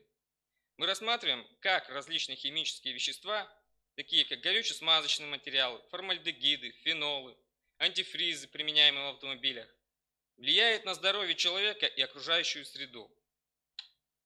Я хочу донести до подрастающего поколения, что любая глобальная проблема начинается с маленького «я», что студенты должны ценить свое и чужое здоровье и осознавать свою ответственность за будущее своей малой родины и земли в целом. Работая классным руководителем, я заметил, что по выходным дням студенты, особенно проживающие в общежитии, целыми днями сидят в интернете. И я решил вернуть их в реальную жизнь. После института я вел кружок авиамоделирования для школьников. И теперь я решил организовать такие занятия для своих студентов. И снова веду его по субботам. Студенты моей группы ходят с удовольствием. Они сами творят интересные модели автопилотников и помогают это делать школьникам. И еще о здоровье. Со студентами своей группы мы все решили бросить курить. А чем заменить эту привычку? Да, конечно же, активной спортивной жизнью. Почти все мои студенты ходят в спортивные секции. Они принимают участие в различных соревнованиях и за честь группы, и за честь техникума. Я тоже стараюсь поддерживать своим примером их интерес к спортивной жизни. В составе сборной команды педагогов техникума принимаю участие в различных городских соревнованиях. Так, уже 2 года подряд наша сборная занимает первое место в городских соревнованиях «Туристический слет Красная гора». Мне нравится в моей профессии все. И читать лекции, и проводить практические занятия, и заниматься с ребятами в неурочной деятельности. Ведь самое главное – это ежедневное, взаимообогащающее сотрудничество со студентами. И в своем выступлении, уважаемые коллеги, я это вам попытался показать. Благодарю за внимание.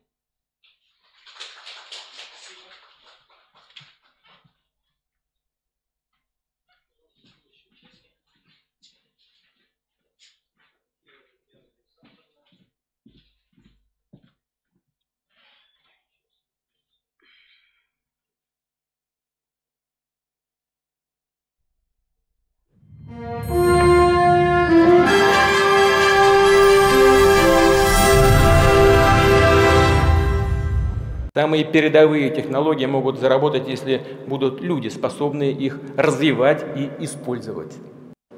Пора перестать гнаться за количеством и сосредоточиться на качестве подготовки кадров. Требования качества в полной мере относятся и к рабочим кадрам.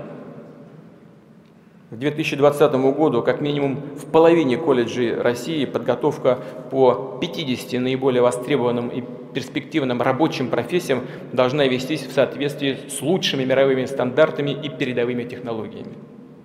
Важным показателем эффективности изменений в профессиональном образовании должны стать результаты конкурсов по рабочим и инженерным профессиям. Такая система профессиональных соревнований уже давно существует в мире. Россия в нее активно включилась. Перед современным выпускником школы стоит сложный выбор. Остаться в школе или поступить учиться в техникум. Уехать в другой город или регион или остаться дома. Выбрать профессию по душе или ту, что посоветовали родители. Вопросов много, но единого правильного ответа нет. Несмотря на большие возможности центральных регионов, которые они могут дать вчерашним школьникам, одной из приоритетных программ есть и будет подготовка рабочих кадров для потребностей Республики Коми. Только мы с вами знаем, какие специалисты нам необходимы. Только мы можем подготовить потенциальных лидеров, которые в будущем смогут решить не только проблемы, присущие нашему региону, но и активно развивать его. Наша задача – создать целостную систему, которая позволит привлечь интерес подростков и молодежи к получению профессии, не покидая Республику Коми. В наших силах обеспечить им все условия для полноценного развития личности и становления их как специалиста. Как только это произойдет, мы получим новую республику. Сильную, молодую, перспективную и открытую для развития во всех направлениях. Добрый день, уважаемые члены жюри, конкурсанты, гости конкурса. Меня зовут Михеева Татьяна Александровна, и я преподаватель специальных дисциплин по специальностям информационной системы программирования и компьютерные сети Печорского промышленно-экономического техникума. Когда я заканчивал 9 класс, мы, как будущие выпускники, ходили в Печорский промышленно-экономический техникум на профориентацию. Уже тогда меня привлекла специальность информационной системы программирования. Позже я узнал, что именно эта специальность входит в топ-50, а значит, эти специалисты будут востребованы на рынке труда. Хотелось получить образование до призыва на службу в Вооруженные силы России, а по окончании службы поступить в высшее учебное заведение. Мир открывает новые горизонты, и я вижу большой потенциал именно в нашей республике. А я просто хочу заниматься любимым делом и строить карьеру. И неважно, будет ли это в республике или за ее пределами. Ведь умный человек и грамотный специалист имеют большие возможности. А наш техникум позволяет обрести новые навыки и умения и определяет наш дальнейший профессиональный путь, который в моей жизни играет очень большую роль. А вот я считаю, что не только профессиональные навыки мы получаем в техникуме, но и развиваемся как личности, получаем какой-то жизненный опыт, общаемся с разными людьми. И мне кажется, из техникума мы выйдем не только хорошими специалистами, но и уверенными в себе активными людьми, готовыми покорять новые вершины. Я студент 4-го курса по специальности компьютерные сети. В следующем году я заканчиваю свое обучение. За эти 4 года я узнал много нового. В дальнейшем я хочу продолжить свое обучение в высшем учебном заведении Республики Коми, а после устроиться на престижную и высокооплачиваемую работу. В этом году я закончила техникум по специальности компьютерные сети. На протяжении всей учебы в техникуме выполняла большое количество практических работ, проектов, участвовала в научно-практических конференциях. Все это позволило мне научиться применять знания на практике и в реальной жизни. Я получила опыт по реализации больших проектов и работе в коллективе. Сейчас я уже работаю в техникуме в должности техника ВМ, и все эти знания помогают мне в работе. Миссия техникума – подготовка конкурентоспособных специалистов и рабочих кадров. На этот результат нацелен и мой личный образовательный план – информационные технологии как средство повышения качества образования. Основными его элементами являются активное участие в методической работе, в том числе выступление на предметно-цикловых комиссиях, проведение обучающих семинаров для преподавателей по работе в системах электронного образования ЕФРОНТ. В рамках повышения квалификации я прошла обучение по особенностям реализации инклюзивного образования, успешно сдала экзамен по программе «Эксперт демонстрационного экзамена» по стандартам WorldSkills Россия. Еще одним элементом моего образовательного плана и необходимым компонентом для подготовки специалистов высокого уровня я считаю использование современных технологий. Такими технологиями для меня сейчас являются дистанционные. Их применение позволило мне более эффективно организовать процесс обучения, автоматизировать процесс контроля знаний, пробудить интерес студентов к новым технологиям обучения и реализовать личностно-ориентированный подход. На сегодняшний день часть выпускников не может устроиться на работу по специальности. Одна из причин – то, что работодателям необходимы специалисты с опытом работы, а у выпускников его обычно нет. Поэтому я считаю, что в подготовке специалиста особое внимание следует уделять практической части обучения. Практикоориентированный подход в обучении – это реальные практические задачи, прохождение учебной и производственной практик на различных производственных базах, в том числе на базе техникума и наших социальных партнеров. Все это дает реальный опыт работы и готовит студентов к будущей профессиональной деятельности. Активная самостоятельная работа, анализ собственного опыта и достижений, поиски решения нестандартных проблем, постановка ситуационных задач и творческий подход – все это неотъемлемые части учебного процесса. Немаловажным считаю я и возможности применения полученных знаний и умений в смежных отраслях. Так, в рамках внеурочной деятельности был организован кружок «Мир информационных технологий». В рамках его работы студентами под моим руководством была проделана большая работа. Например, разработан ряд буклетов различной направленности. Были поставлены четкие задачи, осуществлен поиск материала, разработан дизайн и реализован готовый проект.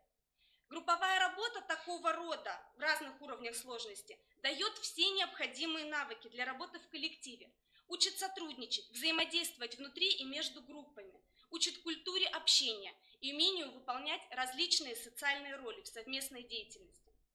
Результаты нашей работы видны уже и сейчас. Наши буклеты и листовки используются в профориентационной работе при проведении различных мероприятий, но останавливаться на достигнутом мы не собираемся. В современном мире наша задача научить ребят учиться, узнавать новое, реагировать быстро и не бояться ошибаться, принимать решения и брать на себя ответственность за них, показать десятки путей, открытых перед ними, и помочь выбрать свой. Пора перестать гнаться за количеством и сосредоточиться на качестве подготовки кадров. В наших с вами руках они, наши студенты, наше будущее. А каким видите его вы? Спасибо за внимание.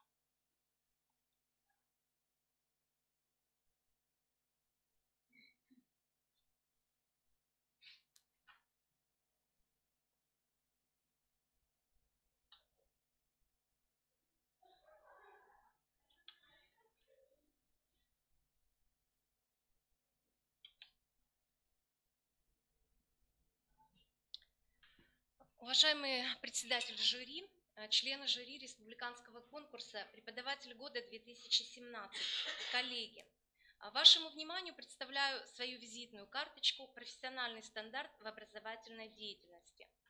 Позвольте представиться. Лубнина Елена Валерьевна, преподаватель высшей квалификационной категории специальности строительства и эксплуатация зданий и сооружений Сыктывкарского целлюлозно-бумажного техникума. Свою педагогическую деятельность я начала после окончания Санкт-Петербургского инженерно-строительного института, получив квалификацию инженера-строителя. Результаты моей 25-летней работы отмечены почетным знаком «Отличник качества», почетной грамотой Министерства образования Республики Коми, почетной грамотой Министерства промышленности и энергетики Республики Коми и другими значимыми для меня грамотами и дипломами. В учебно-воспитательном процессе я использую современные технологии в сочетании с развитием творчества и в тесном сотрудничестве со студентами. Моей педагогической целью является формирование профессиональных и общих компетенций будущего специалиста строительной отрасли и профессиональных качеств личности, самообразования, самоорганизации, саморефлексии, саморазвития личности, формирование которых требует использования в учебном процессе компетентностного подхода, новых форм, методов и технологий. В учебной деятельности важен личностно и практикоориентированный подход, в основе которого лежат принципы выбора, успеха, творчества, индивидуальности, доверия и поддержки. Эти принципы реализуются с помощью диалога, рефлексии, диагностики и самодиагностики, создания ситуации выбора и успеха. Моя задача состоит в том, чтобы дать каждому студенту осознать свои возможности и поверить в себя. Ситуация успеха повышает мотивацию учения, развивает познавательные интересы, инициативность, активность и корректирует неуверенность. Без ощущения успеха у студента пропадает интерес к учебным занятиям. Создать ситуацию успеха можно с помощью сочетания традиционных и современных инновационных технологий, таких как технологии проектной деятельности, которые я использую в практическом обучении. Практические работы и курсовые проекты выполняются студентами по одному зданию, поэтапно, изучая междисциплинарные курсы, разрабатываются все элементы реального проекта здания. То есть к окончанию обучения у студентов возникает полное представление о проекте и последовательность его выполнения. Проектная деятельность студента реализуется с использованием программных продуктов Archicad, AutoCAD, Valtec и Venrig, которые позволяют освоить проектно-сметное дело, основы проектирования зданий. Применяя эту технологию, у студентов повышается интерес к специальности и творческая активность, формируются умения и компетенции проектной деятельности. Кейс-метод часто применяю на занятиях практического обучения и геодезической практики. Это комплекты заданий, производственных задач. Дифференцированное обучение позволяет каждому студенту работать в своем темпе, дает возможность справиться с заданием, которое предлагается ему в зависимости от его способностей. Технологии развития критического мышления применяются при работе индивидуально и группой. Я выделяю ключевое понятие изучаемой темы, например, фундамент, и предлагаю студентам за определенное время дать характеристику этому термину по приему Синквейна. Мною разработана, извините за такую задержку, мною разработана и совершенствуется система работы, накоплен большой методический материал. Это методические разработки курсовому проектированию и учебной геодезической практике, методические указания к выполнению практических работ, фонды оценочных средств, задания для самостоятельной внеаудиторной работы. Являюсь руководителем кружка технического творчества «Декор», где студенты могут реализовать свои творческие способности, изучить в практическом применении свойства отделочных материалов на основе гипса и проявить интерес к специальности. Проводится большая работа по подготовке студентов к конкурсам профессионального мастерства, олимпиадам, викторинам, региональному чемпионату WorldSkills. Принимаем участие и проводим мастер-классы различной тематики, виды декоративных покрытий, штукатурка в технике с графита, проводимых в рамках профориентационных мероприятий «Ярмарка профессий», «Профессия будущего». Посещение мастер-класса, проведение измерений с использованием высокоточного оптико-электронного оборудования, город Нижний Новгород. Мастер-класс по программе «Монтаж фасадных теплоизоляционных систем с наружными штукатурными слоями», применение современных оптико-электронных геодезических приборов и оборудования при проведении строительных, землеустроительных и кадастровых работ. Мои студенты успешны, имеют хорошие результаты. Первое место в республиканском конкурсе профессионального мастерства по специальности строительства и эксплуатация зданий и сооружений. Участие во Всероссийской олимпиаде профессионального мастерства в городе Нижний Новгород. Второе место во втором региональном чемпионате «Молодые профессионалы» в Республике Коми по компетенции сухое строительство и штукатурные работы. Первое место во Всероссийской викторине «Архитектура», город Самара. Я горжусь своими студентами, которые совершенствуют профессиональные компетенции, участвуя в чемпионатах WorldSkills. Как преподаватель я повышаю постоянно свой профессиональный уровень, делюсь опытом с начинающими коллегами, передаю свои знания студентам и стремлюсь сделать их конкурентоспособными и компетентными специалистами, организаторами и руководителями строительного производства. Уважаемые председатель жюри, члены жюри, завершить свое выступление я хочу словами нашего президента Владимира Владимировича Путина, которые стали моим образовательным маршрутом. Важнейшая задача – это обновление и повышение качества среднего профессионального образования, укрепление его связи с реальным производством. Благодарю за внимание. Прошу прощения, технически не очень.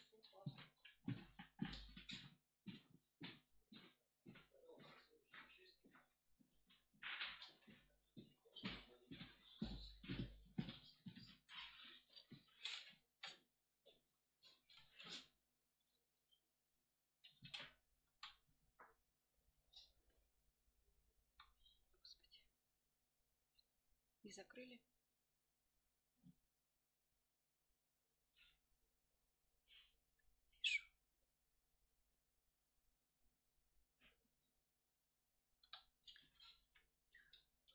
Да. Здравствуйте. Я приветствую членов жюри, конкурсантов и гостей.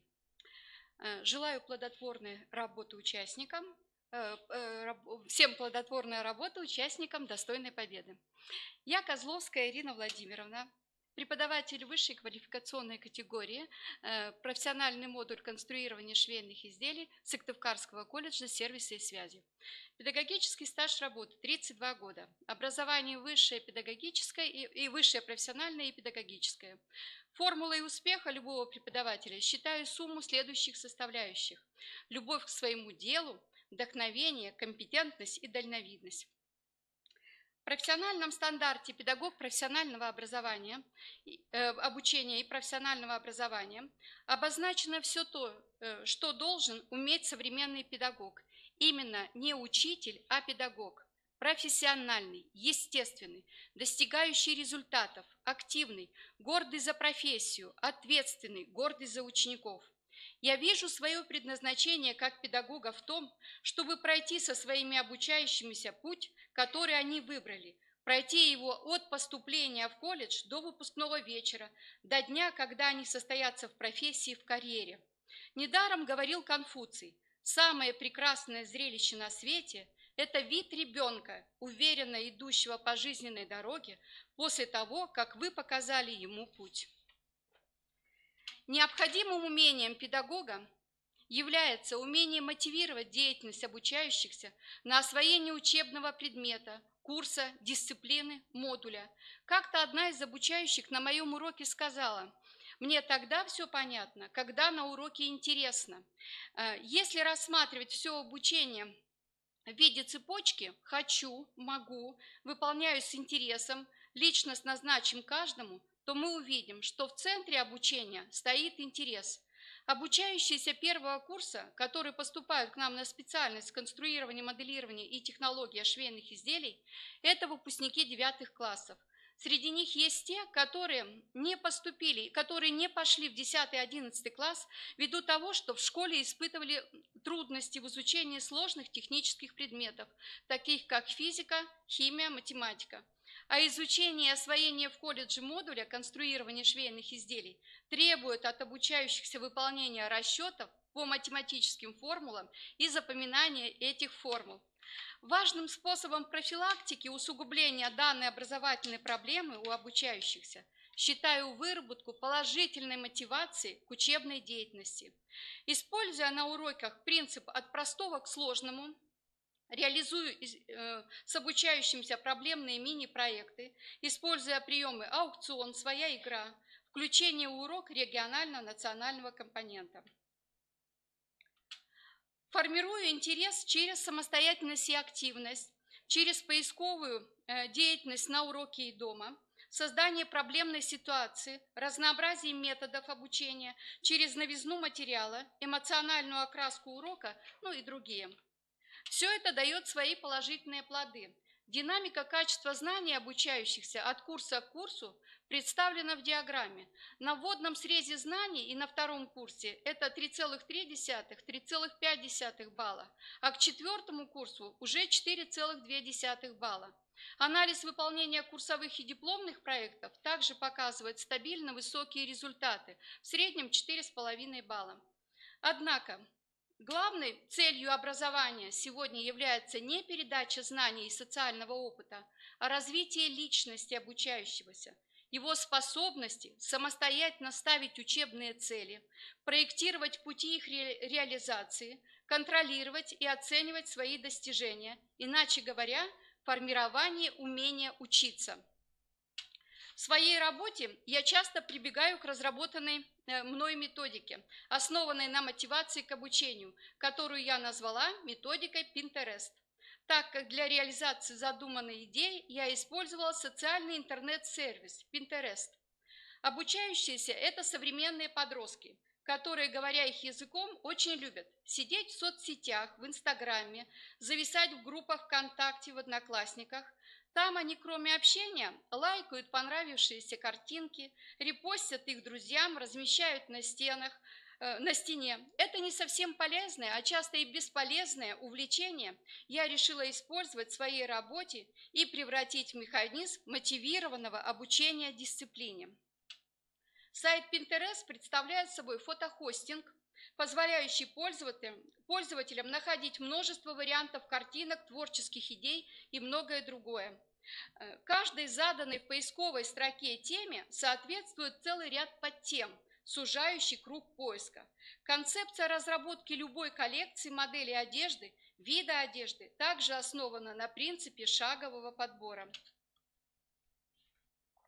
Работая над созданием мини-проектов, используя методику Pinterest, обучающимся необходимо погрузиться в его знакомую и любимую среду интернет. Это им интересно, увлекательно, близко по духу. Например, при изучении темы конструирования основы женских плечевых изделий, обучающиеся впервые знакомятся с методикой Pinterest и выполняют свой первый творческий проект. В качестве базового предмета я предлагаю всем обучающимся взять пуговицу. И, используя принцип веерного подбора, обучающиеся находят схожие по ассортименту, стилю, цвету модели, которые объединяются в коллекции. К концу поиска результаты обучающихся могут оказаться настолько противоположными, хотя все разошлись от одного предмета – пуговицам.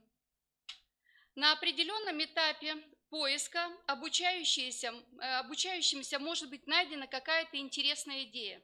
Например, при результате поиска по теме «воротник» была найдена интересная идея базовая модель женской блузки, которая дальше может стать новой отправной точкой для следующего поиска, то есть для поиска по теме «рукава». И когда мы находим итог, у нас идут варианты блузок с различными формами, фантазийными рукавами.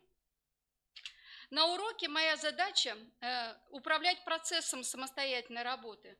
Провожу индивидуальные инструктажи для каждого обучающегося, помогаю, даю советы, если нужно, хвалю, подбадриваю, стараюсь убедить, что ожидаю от него хорошей работы, верю в его успех. Я неоднократно замечала, что укреплению веры обучающегося в свои силы способствует не только сам успех, но и ожидание успехов от обучающегося преподавателя. Сайт Pinterest – это бездонный колодец вдохновения в чистом виде, множество идей, которые можно найти просто по ключевому слову. Поэтому, используя данную методику, и во внеаудиторной деятельности с обучающимися. Создаю мастер-классы по интересным дизайнерским идеям и вовлекаю в это обучающихся. В колледже был подготовлен и реализован план проведения студентами своих мастер-классов в других учебных группах. Проекты получили высокую оценку студентов и работников колледжа. Проведение мастер-классов с применением методики Pinterest стало традиционным и было включено в единый план работы Сыктывкарского колледжа сервиса и связи. Преподаватель – это значит, что он преподносит и дает знания, а прежде чем давать знания, надо знать. Мне нравится девиз «Образование и самообразование через всю жизнь». Поэтому я регулярно прохожу курсы повышения квалификации и стажировки на предприятиях швейной отрасли. Меняется мир непрерывно, неспешно. Меняется все от концепций до слов. И тот лишь сумеет остаться успешным, кто сам вместе с миром меняться готов. Петр Калита. Разрабатываю методические разработки и учебно-методические комплексы. Являясь председателем предметно-цикловой комиссии конструирования и моделирования одежды, я контролирую разработку учебно-методических комплексов преподавателей цикла и молодого преподавателя, наставником которого я являюсь. Тем самым я реализую свой образовательный план и помогаю это сделать коллегам. Участвую в конференциях, конкурсах, публикую статьи из опыта работы. Обмениваюсь опытом работы. Участвовала в республиканском семинаре специалистов швейного производства. Проводила курсы повышения квалификации для закройщиков Республики Коми. Работала в качестве эксперта на региональном чемпионате Обилимпикс по компетенциям портной и технологиям моды. В профессиональном стандарте сказано, что преподаватель должен использовать средства педагогической поддержки, профессионального самоопределения и профессионального развития обучающихся. Сегодня целью является научить ребенка самому добывать знания, показав обучающимся процессы становления научных и практических знаний. Сейчас. Чуть-чуть. Желаемый результат будет не скоро, но постепенно, маленькими шажками изо дня в день мы старательно к нему идем. И как приятно видеть успехи ребят, достигнутые упорным, кропотливым трудом. Участвую в профориентационной работе, в активной целенаправленной работе по привлечению абитуриентов. В профессиональном стандарте сказано, что преподаватель обязан знакомить обучающихся с опытом успешных профессионалов, работающих в осваиваемой сфере профессиональной деятельности, так как главная цель профессионального образования, а следовательно и нас, преподавателей, это трудоустройство выпускников, конкурентоспособность их на рынке труда, успешная карьера. Мы поддерживаем постоянную связь с работодателями и выпускниками колледжа, приглашаем их в качестве председателей жюри на конкурсы профмастерства, на защиты курсовых дипломных проектов, на внеклассные мероприятия. Сегодня любого работодателя, помимо квалификации, интересуют такие качества работника, как мобильность, способность к нестандартным трудовым действиям, умение работать в команде. Учитель, и словом, и делом, таланта искру разожги, и каждому добрым примером путь в жизни найти помоги. Спасибо за внимание. Еще раз хочу всем пожелать успеха в работе и хочу пожелать жюри хорошего настроения, поэтому я решила подарить вам небольшие сувениры, выполненные руками студентов на мастер-классе по теме «Черный душ».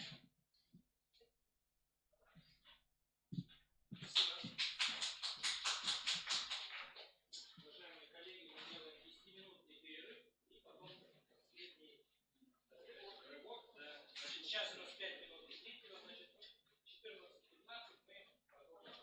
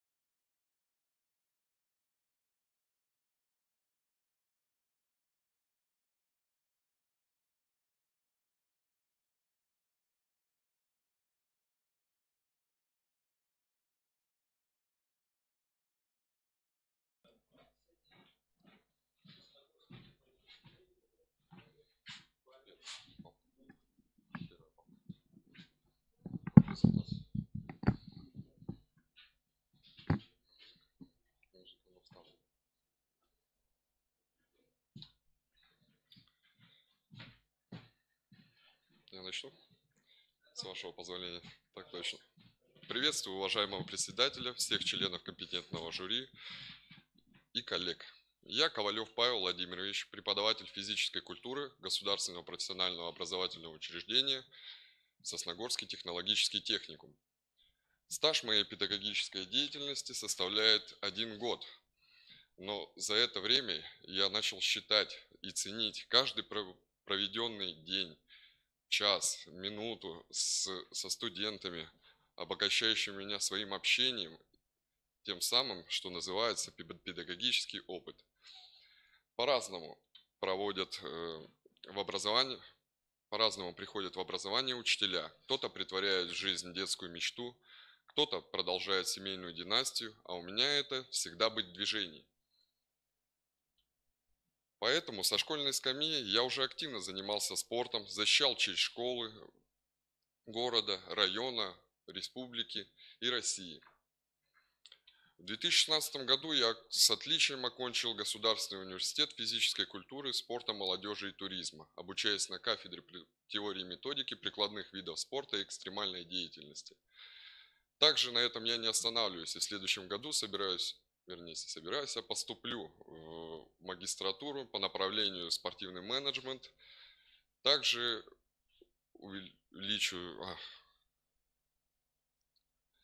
хочу добиться результата кандидат наук в области биомеханики.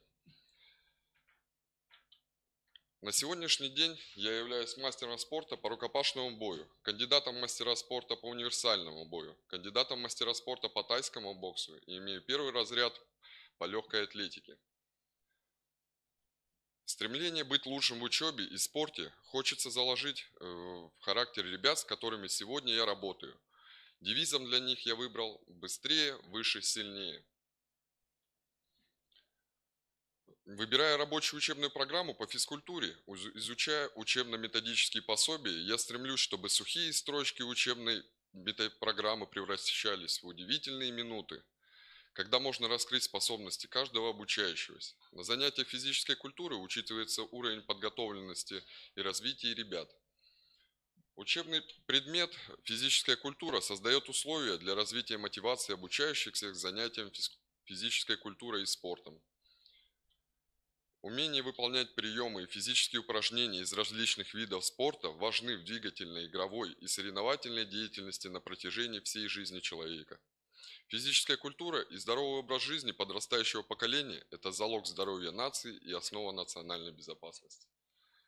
Моя работа как преподавателя физкультуры направлена на реализацию программы техникума «Мы выбираем здоровье», которая заняла 1-е место в республиканском конкурсе комплексных программ на лучшую организацию здоровьесберегающей деятельности среди образовательных организаций. Поэтому для меня урок – это не погоня за результатами, а кропотливая работа над выбором формы занятий, соответствующего его содержанию. В основе разработок учебных занятий лежит системно-деятельностный подход, использование подводящих и подготовительных упражнений, метод сопряженного обучения и развития двигательных качеств, круговая тренировка, приемы и условия направленного прочувствования движений, игровые и соревновательные методы, фронтальный, групповой, индивидуальные способы организации урока, разнообразие физических упражнений, включающие в себя базовые виды спорта, общеразвивающие упражнения с предметами и без предметов, разноуровневые задания для обучающихся с учетом состояния индивидуальных особенностей детей, прикладной характер физической культуры, включающий в себя подготовку к трудовой деятельности и к службе в армии. Также использую элементы технологии и сотрудничества. Цель применения данной технологии состоит в демократизации педагогических отношений, единстве обучения и воспитания. Особенностью методики преподавания физической культуры в профессиональном образовательном учреждении является профессионально-прикладная физическая подготовка. Это целый специализированный процесс, осуществляемый с учетом специфических особенностей и требований профессии, формирование и совершенствование вспомогательных прикладных двигательных навыков, повышение устойчивости организма к внешним воздействиям условий труда, воспитание специфических волевых качеств. С этой целью используются элементы системы Изотон и Такфит. За основу оценки результатов освоения учебной дисциплины я беру динамику индивидуальных образовательных достижений обучающихся. Сильные в плане физической подготовленности студенты – это моя опора на занятиях. Они помогают мне на уроках закрепления материала, следят за правильным выполнением упражнений в своих группах, участвуют в судействе и соревнованиях. Для меня главное, чтобы на моем занятии студент пребывал в ситуации успеха, чтобы к занятиям физической культуры появился интерес, а значит, будут успехи и награды за выполнимый труд. Для популяризации здорового образа жизни учебные занятия проводятся таким образом, что обеспечивают интеграцию учебного предмета с разными видами внеурочной деятельности. Муниципальные спортивные соревнования, такие как Кросс наций, Лыжня России, комбинированная эстафета спартакиады по военно-спортивному многоборью «Призывник», муниципальные соревнования по пулевой стрельбе, посвященные маршалу Жукову, муниципальные соревнования по настольному теннису среди мужчин до 40 лет, посвященных празднованию Дня народного единства. Товарищеские встречи по волейболу, баскетболу между командами обучающихся техникума и СОЖ. Техникумовские спортивные мероприятия, такие как осенний легкоатлетический арбузный кросс, многоборье, первенство СТТ по баскетболу, волейболу, футболу, теннису, спортивному рукопашному бою, смотр перетягивание каната, смотр строя и песни, посвященный Дню Победы, военно-полевые сборы. Проводятся мероприятия по гражданской обороне и чрезвычайным ситуациям. На занятиях знакомлю ребят с историей олимпийского движения, с биографиями выдающихся спортсменов и с историей развития ГТО и его возрождением в наше время. В рамках Всероссийского фестиваля ГТО «Одна страна, одна команда» техникум занял 1-е место. По итогам всей спортивной работы техникум занял 3-е место в республиканском этапе всероссийского смотра конкурса на лучшую постановку физкультурно-спортивной работы среди предприятий, учреждений и организаций. Совместные спортивные соревнования с обучающимися школ способствуют профориентационной работе, а спортивные достижения обучающегося техникума повышают его авторитет. Таким образом, представляю историю своей спортивной и общественной деятельности.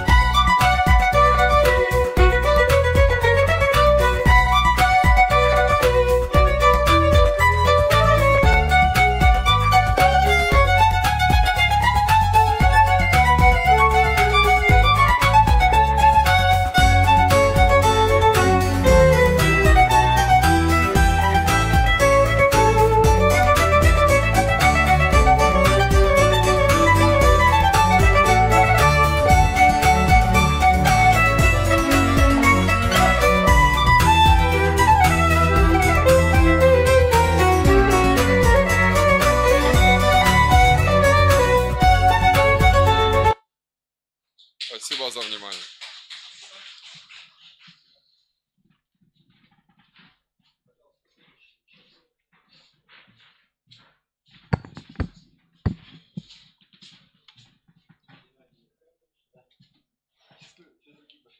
Фамилия как у вас? Нурмагомедов. Нурмагомедов. Вот, ага. Включаю. Добрый день, уважаемые члены жюри, уважаемые участники конкурса. Нурмагомедов Геннадий Николаевич, руководитель физического воспитания ГПУ Тяжкогорский политехнический техникум. Я, Геннадий Михайлович Нурмагомедов, окончил Пермский государственный педагогический институт в 1988 году. Отработал 2 года в поселке Верхняя Колва Чердынского района Пермского края учителем физкультуры и преподавателем НВП. С 1990 года живу в городе Еме, Республики Коми, куда был приглашен тренером по футболу. С 2013 года работаю преподавателем физкультуры ОБЖ в ГПУ Тяжкогорский политехнический техникум. Вся моя деятельность в качестве спортсмена, тренера, учителя физкультуры проходит по девизам В здоровом теле здоровый дух. Считаю, что укрепление здоровья подрастающего поколения должно стоять во главе угла педагогической деятельности каждого преподавателя. Проблема сохранения и укрепления здоровья молодежи существует уже достаточно давно. На сегодняшний день необходимы специальные меры по сохранению и укреплению здоровья молодежи, созданию здоровья сберегающих условий обучения. Сохранение и укрепление здоровья является одним из важных направлений федеральных государственных образовательных стандартов. Работа по формированию здорового образа жизни реализуется мной через образовательный процесс, работу с родителями, воспитательную работу со студентами. В своей преподавательской деятельности использую элементы различных технологий: здоровье сберегающее, игровой, технологии разноуровневого обучения, технологии коллективного обучения. Во время проведения учебных занятий использую методы: словесный, наглядный, метод упражнений, игровой метод, метод круговой тренировки, соревновательный метод. Важным в своей педагогической деятельности считаю создание ситуации успеха, обстановки, располагающей студента к деятельности, вызывающей положительные эмоции и направленной на то, чтобы студент обязательно справился с полученным заданием. Урок физкультуры – это своеобразная основа физкультурно-спортивной грамоты. Если на уроке прививаются необходимые умения и навыки, а сам урок вызывает у обучающихся интерес и удовлетворение, то можно говорить о формировании у студентов устойчивой привычки заниматься спортом и физкультурой. Для выработки у студентов объективной оценки своих достижений, формирования ответственности использую технологию самооценки, где обучающийся определяет свою отметку по выполненному заданию по усвоенной теме. Активно участвую в организации проведения воспитательной работы с студентами техникума. Под моим руководством студенты принимают участие в конкурсах и соревнованиях на уровне техникума, района и республиканских уровней. Неурочную деятельность студентов организую через спортивные соревнования, студенческие праздники, походы на природу, экскурсии. Под моим руководством технику работают спортивные секции мини-футбол, УФП, теннис. Особое внимание уделяю работе с родителями. Принимаю участие в родительских собраниях, выступаю с тематическими беседами, содержащими вопросы о формировании навыков здорового образа жизни. Стараюсь постоянно совершенствовать свое педагогическое мастерство. Своевременно прохожу курсы повышения квалификации на базе Коми Республиканского института развития образования. Последние курсы повышения квалификации на базе данного института октябрь 2017 года. В течение года занимаюсь самообразованием. Совершенствование качества обучения и воспитания напрямую зависит от уровня подготовки педагога. Я уверен, что этот уровень должен постоянно расти. Самообразование есть необходимые условия профессиональной деятельности педагога. Для того, чтобы учить других, нужно знать и уметь больше, чем остальные. Для меня самообразование – изучение и внедрение новых педагогических технологий, форм, методов и приемов обучения и воспитания. Посещаю уроки и мероприятия коллег, принимаю участие в обмене опытом, выступаю на методическом введении педагога на базе техникума. Периодически провожу самоанализ своей профессиональной деятельности, совершенствую свои знания в области психологии и педагогики, повышаю уровень своей эрудиции и правовой и общей культуры, отслеживаю в интернете информацию по преподаваемому мною предмету. Результатами работы считаю снижение уровня заболеваемости у студентов. 52% студентов у нас стали посещать спортивные секции, созданы условия для предотвращения усталости и утомляемости студентов, повышения уровня мотивации учебной деятельности, 100% успеваемость по преподаваемому предмету, снижение пропусков уроков по физкультуре. За последние 2 года студенты техникума заняли призовые места в следующих районных и республиканских соревнованиях. Первое место в районном соревновании по УФП, посвященном памяти Валерия Ивановича Смирнова, такой у нас был раньше в этом училище, раньше называлось, руководитель воспитания, хороший человек. Вот мы уже 5-й год проводим его памяти, и постоянно мы первые или вторые, а участвуют довольно серьезно даже представители МЧС, то есть ребята уже взрослые мужчины, крепкие. Первое место в 8-й спартакиаде студента профессионального образования Республики Коми, апрель 2015 год по мини-футболу. Ну, тут будет больше мини-футбол. Второе место Кубок Княжпогосского района по мини-футболу, апрель 2016. Третье место соревнований по зимнему многоборью ГТО, март 2016 года, Княжпогосский район. Второе место открытый турнир Красногорского района по мини-футболу, посвященный Дню защитника Отечества, февраль 2017 года. В техникуме постоянно проводятся соревнования по теннису, полевой стрельбе, ОФП. Большой наградой, вот для меня лично считаю, когда молодые люди выходят после обучения в нашем техникуме физически крепкими, здоровыми, сильными, готовы к трудовой деятельности. Для меня это награда. Спасибо за внимание.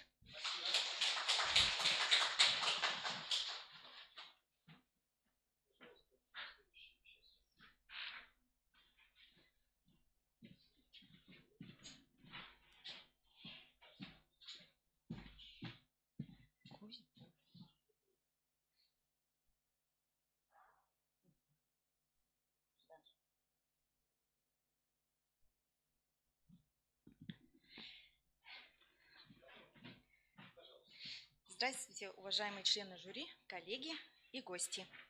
Я, Кузьбожева Татьяна Михайловна, преподаватель математики, представляю Сыктывкарский индустриальный колледж. Наш колледж готовит профессионалов строительной отрасли. Вы видите, как быстро возводятся в нашем городе новые здания, но, к сожалению, на большинстве объектов трудятся строители, прибывшие к нам из-за пределов нашей республики. Местные же специалисты либо с большим трудом находят себе работу, либо сидят без работы. Это я связываю с тем, что из всего числа обучающихся у нас студентов лишь небольшая часть выбирает свое будущее осознанно. Кто-то приходит за компанию с другом, кто-то по совету родителей.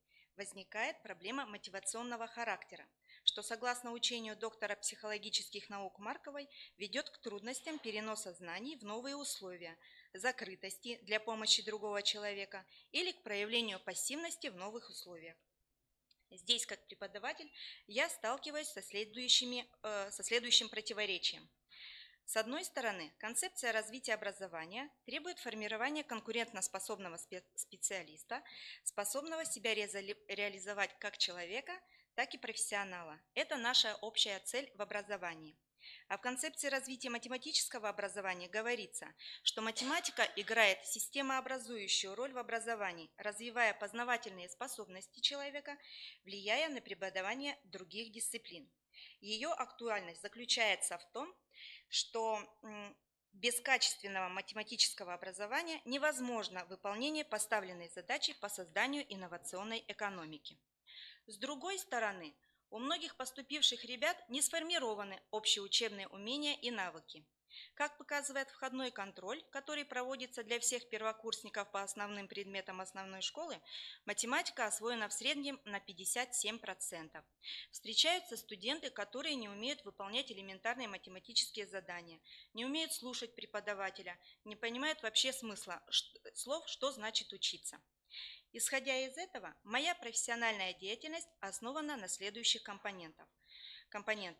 Раскрыть актуальность дисциплины математика для своих студентов, повысить мотивацию к изучению моей дисциплины, применять современные образовательные технологии, находить индивидуальный подход к студентам для снятия психологического барьера. Например, в последнее время увеличилось количество студентов, прибывших из дальних сельских районов, которые несколько неуютно чувствуют себя среди русскоговорящих ребят. Поэтому с ними я стараюсь общаться на коми-языке, чтобы, видя поддержку во мне, они становились более раскрепощенными и более уверенными.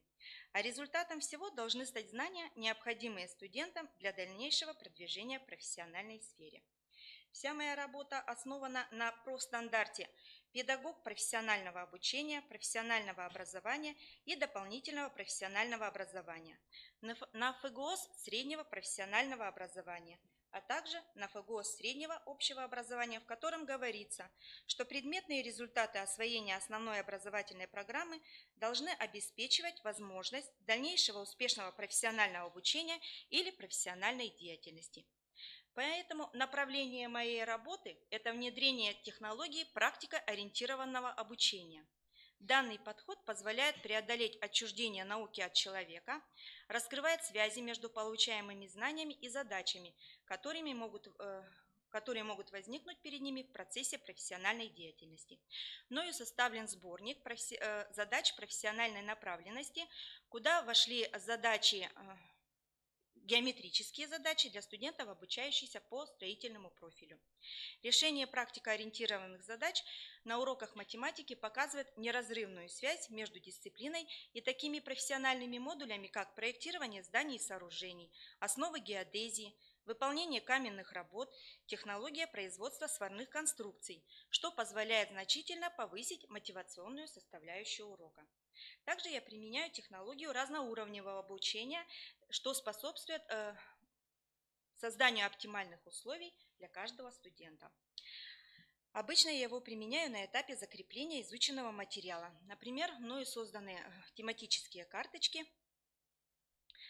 разделенные по уровню сложности. Ребята сами выбирают уровень заданий и с увлечением их решают. Также это способствует развитию самоконтроля. Кроме этого, для формирования самоконтроля я использую такие приемы и формы организации работы, как выполнение заданий на смарт-доске, создание тематических кроссвордов, словарные диктанты математических терминов, а также тестовые задания, которые потом проверяем с помощью взаимоконтроля. Так. На уроках применяю информационно-коммуникационные технологии. Это создание презентаций и уроков с помощью программы Notebook для интерактивной доски. Это помогает в дальнейшем упростить подготовку к следующим урокам, собирать, хранить и систематизировать материал по разделам. Кроме того, ребятам в качестве внеаудиторной самостоятельной работы предлагается создание тематических презентаций. Например, прямые плоскости вокруг нас, многогранники в моей профессии, примеры функциональных зависимостей в реальных процессах и явлениях. Данная технология способствует развитию студентов умения преобразовывать устную и письменную информацию в визуальную форму, выделяя при этом наиболее значимые элементы, умение находить и использовать необходимые знания. Сложность заключается в том, что не у всех студентов, особенно приехавших из сельской местности, есть ноутбуки, компьютеры. Некоторые студенты не умеют составлять презентации.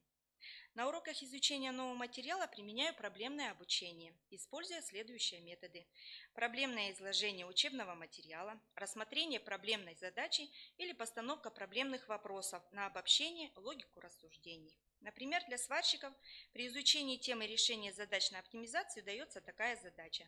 Необходимо сварить открытый металлический бак с квадратным основанием, который должен вмещать 32 литра воды. При каких размерах на изготовление бака уйдет наименьшее количество материала? Как говорил популяризатор математики Виленкин, решение трудной математической задачи можно сравнить со взятием крепости. Так вот, почти каждый урок у нас превращается в взятие такой небольшой крепости. В результате проводимой работы мне удается повысить заинтересованность студентов в изучении математики, а также повысить качество знаний по дисциплине. А высшей наградой за свой труд я считаю слова студента: «Ну, наконец-то я это понял». Свои плоды приносит и вовлечение студентов во внеурочную деятельность. Это участие в предметных олимпиадах внутри колледжа и в международных дистанционных олимпиадах и блиц-турнирах. На всех уровнях имеются победители и призеры. В прошлом учебном году мы инициировали проведение на базе нашего колледжа городского конкурса «Блиц-турнир Пифагор» по математике. Участие в нем приняли студенты профессиональных образовательных организаций города и Сыктывдинского района. Задания были подготовлены преподавателем Коми-республиканского физмат-лицея-интерната. Она же была и председателем жюри. Студенты, подготовленные мной, заняли первое место. Кроме этого, мои студенты участвуют в исследовательской деятельности, конференциях и внеклассных мероприятиях, как в колледже, так и вне его стен. Например, внеклассные мероприятия «Женщины-математики», День числа Пи, участие в студенческой конференции физики и лирики, в 12-й республиканской учебно-исследовательской конференции «Я исследователь, я открываю мир» с темой «Геометрические тела в архитектуре города Сыктывкара» и другие. Будучи преподавателем математики, я смотрю на свою деятельность через призму задач и поиска их решений.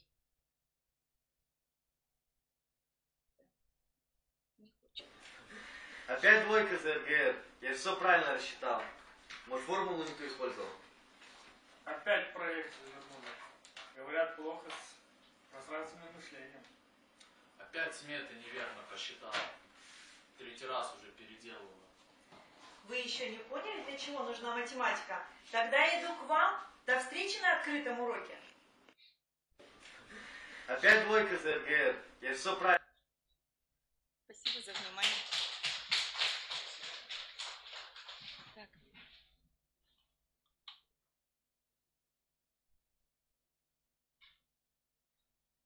Дальше сами.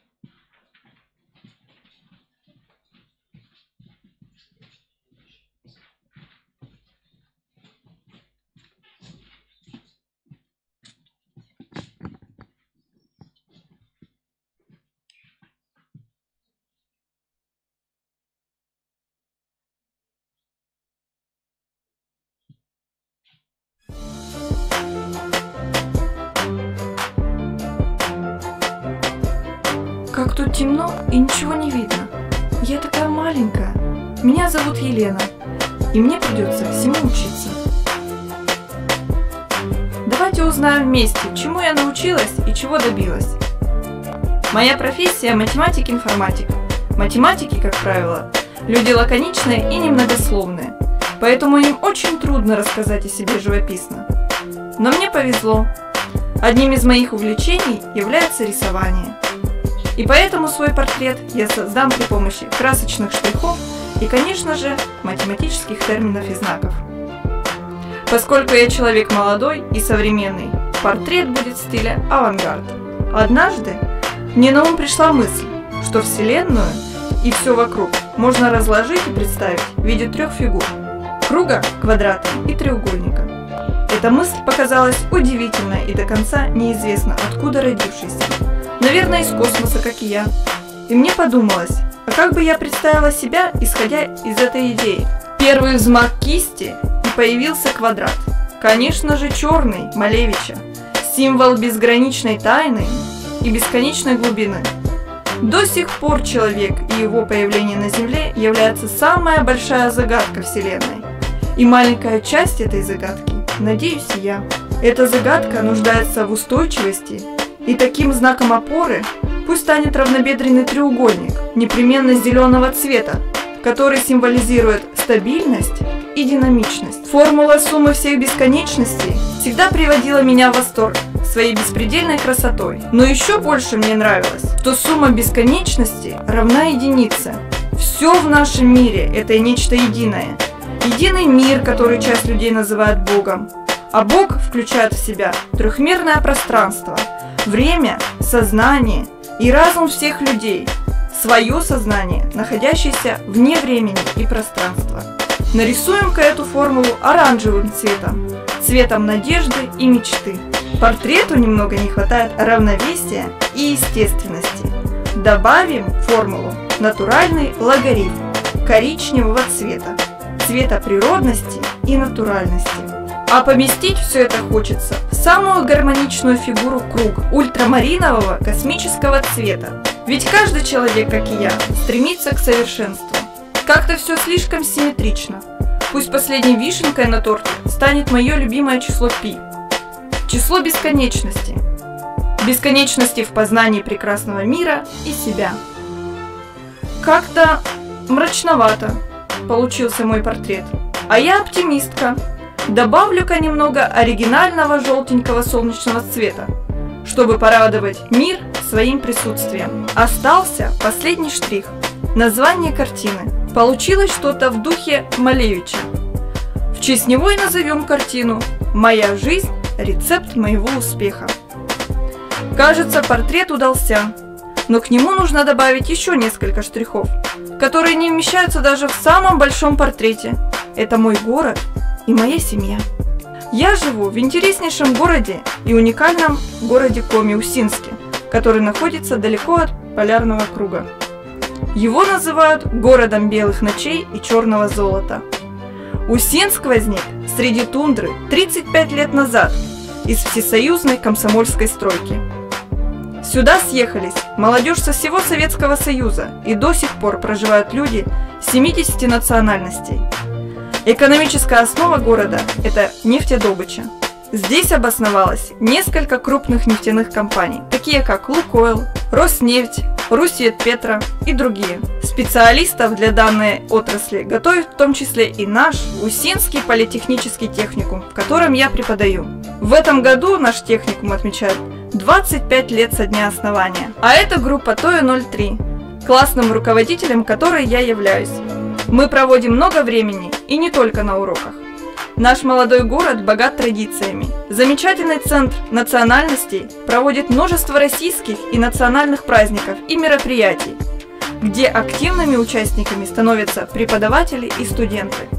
Так, в этом году наш техникум принял участие в городской битве хоров. Хор состоял из преподавателей и студентов.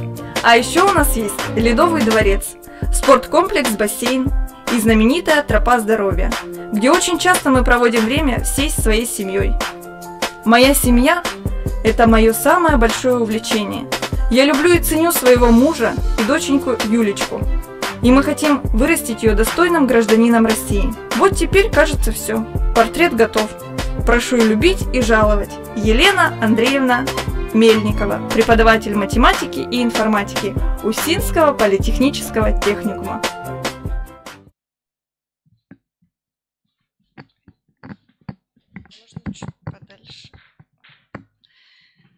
Здравствуйте, уважаемые коллеги и жюри.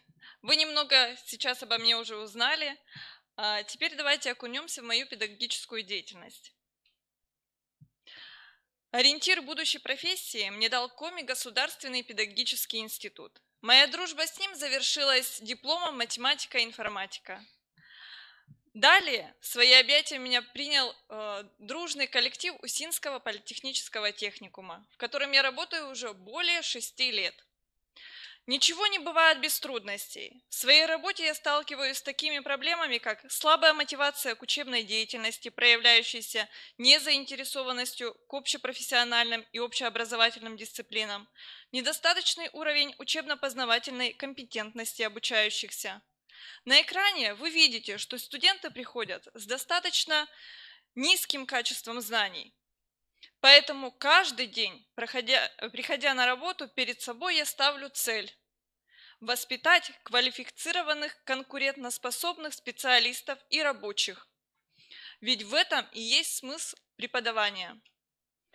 Для реализации поставленной цели необходимо выполнить следующие задачи. Первое – это сформировать свободную социально компетентную личность. Второе – эффективно построить учебный процесс. И третье – не только научить студента своему предмету, но и развить собственный интерес к познанию. Для реализации поставленной цели на уроках я применяю различные технологии, которые повышают качество знаний студентов и их заинтересованность предметом. Мои студенты принимают активное участие в различных олимпиадах и конкурсах, как по математике, так и по информатике. Особый интерес у них вызывают предметные недели, на которых они раскрывают себя с новой стороны. Также я ежегодно являюсь куратором группы. Мы проводим и принимаем участие в мероприятиях различного рода и уровня, как в техникуме, так и за его пределами. Мой студент моей группы занял первое место в республиканском конкурсе «Арт-профи-видео» по специальности ТОИ. Но перед отъездом мы узнали, нам пришло письмо, что он занял в данном конкурсе первое место по России. Примером для своих студентов стараюсь быть и я, поэтому тоже принимаю активное участие в конкурсах, викторинах различного уровня, обмениваюсь опытом с другими преподавателями, выкладываю в сообщество свои методические разработки. Я являюсь экспертом педагогического сообщества «Мое образование». Особое место в моей деятельности как преподавателя занимает повышение профессионального мастерства. Данная работа включает в себя не только обучение на курсах повышения квалификации и стажировки, но и самообразование. На данный момент тема моего самообразования – это использование информационных технологий в нефтяной отрасли. Ну и, конечно же, я всегда смотрю на будущее, и у меня большие на это планы. А именно, продолжить работу по повышению мотивации студентов к учебной деятельности, внедрить в учебную деятельность современные платформы дистанционного обучения, заняться научно-практической работой в нефтяной области, используя информационные технологии, и продолжать принимать участие в конкурсах различного уровня. И я надеюсь, что все планы у меня сбудутся. Спасибо за внимание.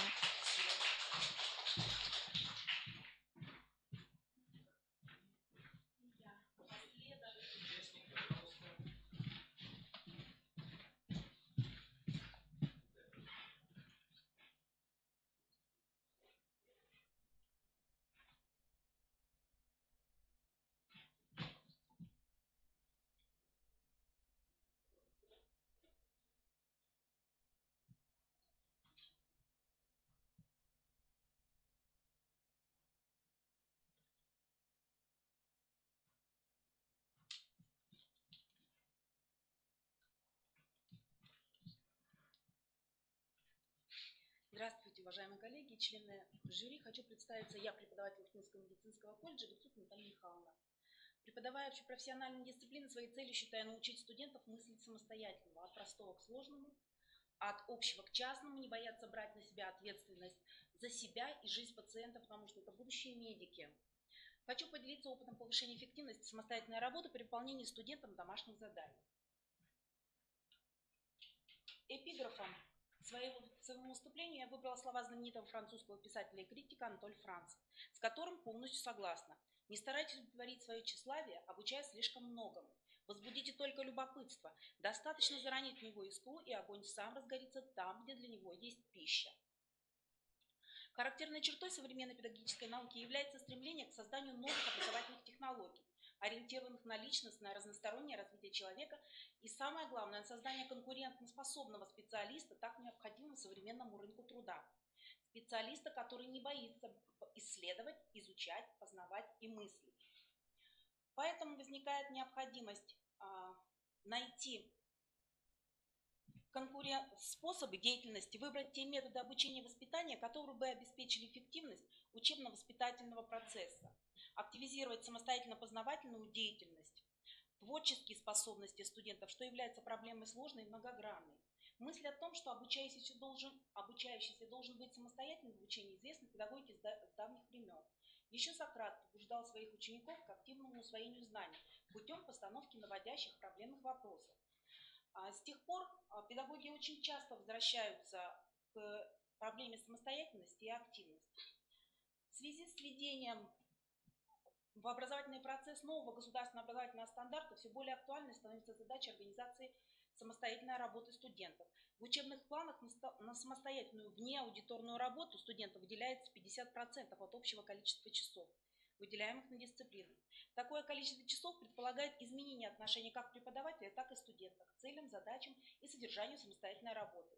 Если раньше приоритетом в системе обучения был связан с деятельностью преподавателя, то сейчас приоритетным направлением является деятельность самих студентов. Поэтому старая парадигма образования преподаватель, учебник, студент должна быть заменена на новую, отвечающую современным требованиям образования. Студент, учебник, преподаватель. Преподаватель обретает здесь новый статус соорганизатора учебного процесса. Следовательно, изменилась задача преподавателя, основная из которых – организовать самостоятельную учебную деятельность студента, правильно задать мотивацию, отбирать для указанных целей такие методы, технологии обучения, которые не только позволят усваивать готовые знания, но также помогали бы приобретать знания самостоятельно, из разных источников, формировать собственную точку зрения, уметь ее аргументировать, использовать ранее полученные знания в качестве метода для получения новых. Задумавшись над вопросом, как же обеспечить формирование такого конкурентного, самостоятельного, знающего специалиста, востребованного на современном рынке труда, пришла к заключению, что необходимо не только давать знания, а заставить задуматься, научить находить информацию самим, побудить интерес и желание двигаться вперед в своих поисках, находить решения. Это позволяет сделать именно внеаудиторная самостоятельная работа и домашнее задание как ее часть. Виды самостоятельной работы разнообразны, известны практически всем, но не все студенты не всегда выполняют то, что предлагает преподаватель для самостоятельной домашней работы. Осенью в вопросе вновь поступивших студентов на вопрос, делаете ли вы домашнее задание, были получены следующие ответы. Всегда. 4% опрошенных, часто 18%, иногда 70%, редко 8%, и никогда никто не признался, что не делал. Значит, среди причин невыполнения домашнего задания следующие. Не проверят, не оценят. Сложно, неинтересно, непонятно, просто лень. Не вижу, что мне пригодится это в дальнейшем. Основными причинами низкого уровня выполнения студентами из этой анкеты были сделаны такие выводы. На мой взгляд, это слабая мотивация, отсутствие или нерегулярный контроль, личностные особенности подростков, несоблюдение принципа доступности и индивидуальности. На мой взгляд, каждая самостоятельная работа должна быть хорошо замотивирована. Это уже половина успеха. Для чего я это делаю? Как поможет мне это в будущей профессии, в будущей специальности? Заинтересованность у студентов всегда вызывают проблемные вопросы. Например, задаю на дом такую задачу. Решите, какой цвет глаз будет у вашего ребенка, если. Или какая группа будет крови у вашего ребенка, если. Всегда непосредственно вызывает интерес проблемные вопросы, которые относятся непосредственно к будущей профессии. Во-первых, это всегда ли можно переливать кровь матери и ее ребенка. Вопрос, конечно, интересный и проблемный, и требует от ребенка поиска. Во-первых, знания материала теоретического, чтобы он научился и ответил на этот вопрос. Самостоятельная работа, конечно, должны быть разнообразны. Их продолжительность оптимальна для данной конкретной группы и студента. Очень хорошо сказал по этому поводу Константин Дмитриевич Ушинский. Дитя требует деятельности беспрестанно и утомляется не деятельностью, а однообразием и односторонностью. Пытаясь повысить эффективность самостоятельной внеаудиторной работы, создаваемой студентами, наиболее значимый эффект показал симбиоз учебного и творческого характера сдаваемой работы. Каждая самостоятельная работа должна быть оценена. Иначе смысл этой работы может потеряться и не даст ожидаемых результатов. Проверка и оценка самостоятельной работы преподавателя порой утомительный и длительный процесс, но можно тоже к нему подойти творчески, заинтересовать, например, студентов, новой для них ролью преподавателя. Задавая самостоятельную работу домашнюю, можно предварительно оговорить, что проверять и оценивать ее будут сами студенты по определенным критериям. Подростковый возраст относится к так называемым критическим периодам жизни человека или периодам возрастных кризисов. Позитивный смысл подросткового кризиса в том, что через борьбу за независимость, происходящую в относительно безопасных условиях, например, учебного занятия, подросток удовлетворяет потребности в самопознании и самоутверждении. У него не просто возникает чувство уверенности в себе и способность полагаться на себя, но также чувство ответственности за других. По своему опыту могу сказать, что процент выполненной домашней работы увеличивается до 100%, когда дети первый раз, не подготовившие домашнее задание, без уважительной причины чувствуют себя неуютно, как бы не оправдав доверие товарища, который должен был проверить его работу и дать на проверку свою. В следующий раз эти студенты такого рода самостоятельные всегда выполняют, так как подростку важно мнение сверстника. Преподаватель в таких случаях выступает в роли советчика, помощника, арбитра, помогающего прийти к правильному суждению. Он дает почувствовать себя студентам взрослыми, ответственными, самостоятельно оценивающими и дающие пояснения найденным ошибкам. А также, услышав оценку из уст своего сверстника, более адекватно принимают или критику, или похвалу. В процессе этой работы у студентов формируются способы поведения, позволяющие ему в дальнейшем справляться с жизненными трудностями. Принцип доступности и индивидуальности заданий при выполнении внеаудиторной самостоятельной работы выражается в дифференцировании учебных заданий и способов их решения, средств, методов, форм организации занятий в соответствии с индивидуальной подготовкой и особенностями возраста и характера студента. Задания должны предусматривать затрату определенных усилий для его выполнения. Если материал не представляет трудности, задается по шаблону, то он мало интересен и не стимулирует появление инициативы и творчества. Можно применять различные виды самостоятельной работы, как традиционные, например, работа с книгой, так и проблемного поискового и творческого характера. Например, я делаю комплекс. Например, найдите ответ на вопрос. Я не говорю параграф, не говорю страницу. Я иногда говорю учебник, а иногда говорю найдите либо в учебнике, либо в дополнительной литературе, либо в интернете. Посмотрите, как на этот вопрос отвечают в разных источниках. Сравните, какое мнение у вас сложилось при ответе на этот вопрос.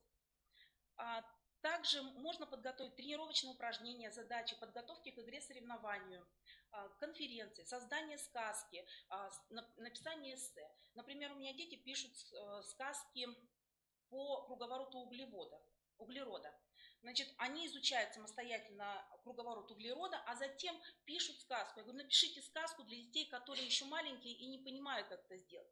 И потом мы зачитываем им сказки и говорим, интересно, неинтересно, что здесь было, какая ошибка. То есть они оценивают сами себя. Но на каждом занятии, конечно, то есть задавать домашнее задание на каждом занятии, в принципе, смысла я не вижу, потому что все-таки это достаточно сложно. Но я стараюсь чередовать их. Поэтому вот такое чередование вносит элементы неожиданности, новизны и все-таки как-то оживляет внимание студентов.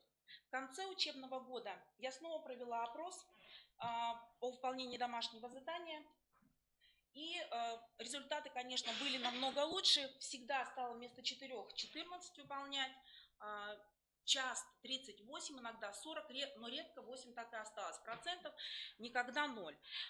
Результаты гораздо лучше, чем в начале учебного года, но все же остается значительная категория студентов, которые редко выполняют домашние задания. Будем искать новые способы и методы, чтобы все-таки и эти 8% хоть иногда, хоть выполняли домашнее задание. Актуальность внеаудиторной работы студента на современном этапе развития профессионального образования, на мой взгляд, заключается в том, что с его помощью можно достаточно эффективно решать целый ряд задач. Во-первых, формировать не только познавательные, но и профессиональные мотивы и интересы, воспитывать системное мышление специалиста, учить коллективной, мыслительной и практической деятельности, формировать социальные умения и навыки взаимодействия, индивидуального и совместного принятия решения, воспитывать ответственное отношение к делу, социальным ценностям и установкам, как коллектива, так и общества в целом. Мой педагогический опыт показывает, что внедрение в учебный процесс различных форм самостоятельной познавательной деятельности студентов способствует повышению мотивации к изучению дисциплины, формирует сознательное отношение к будущей профессии. Спасибо за внимание.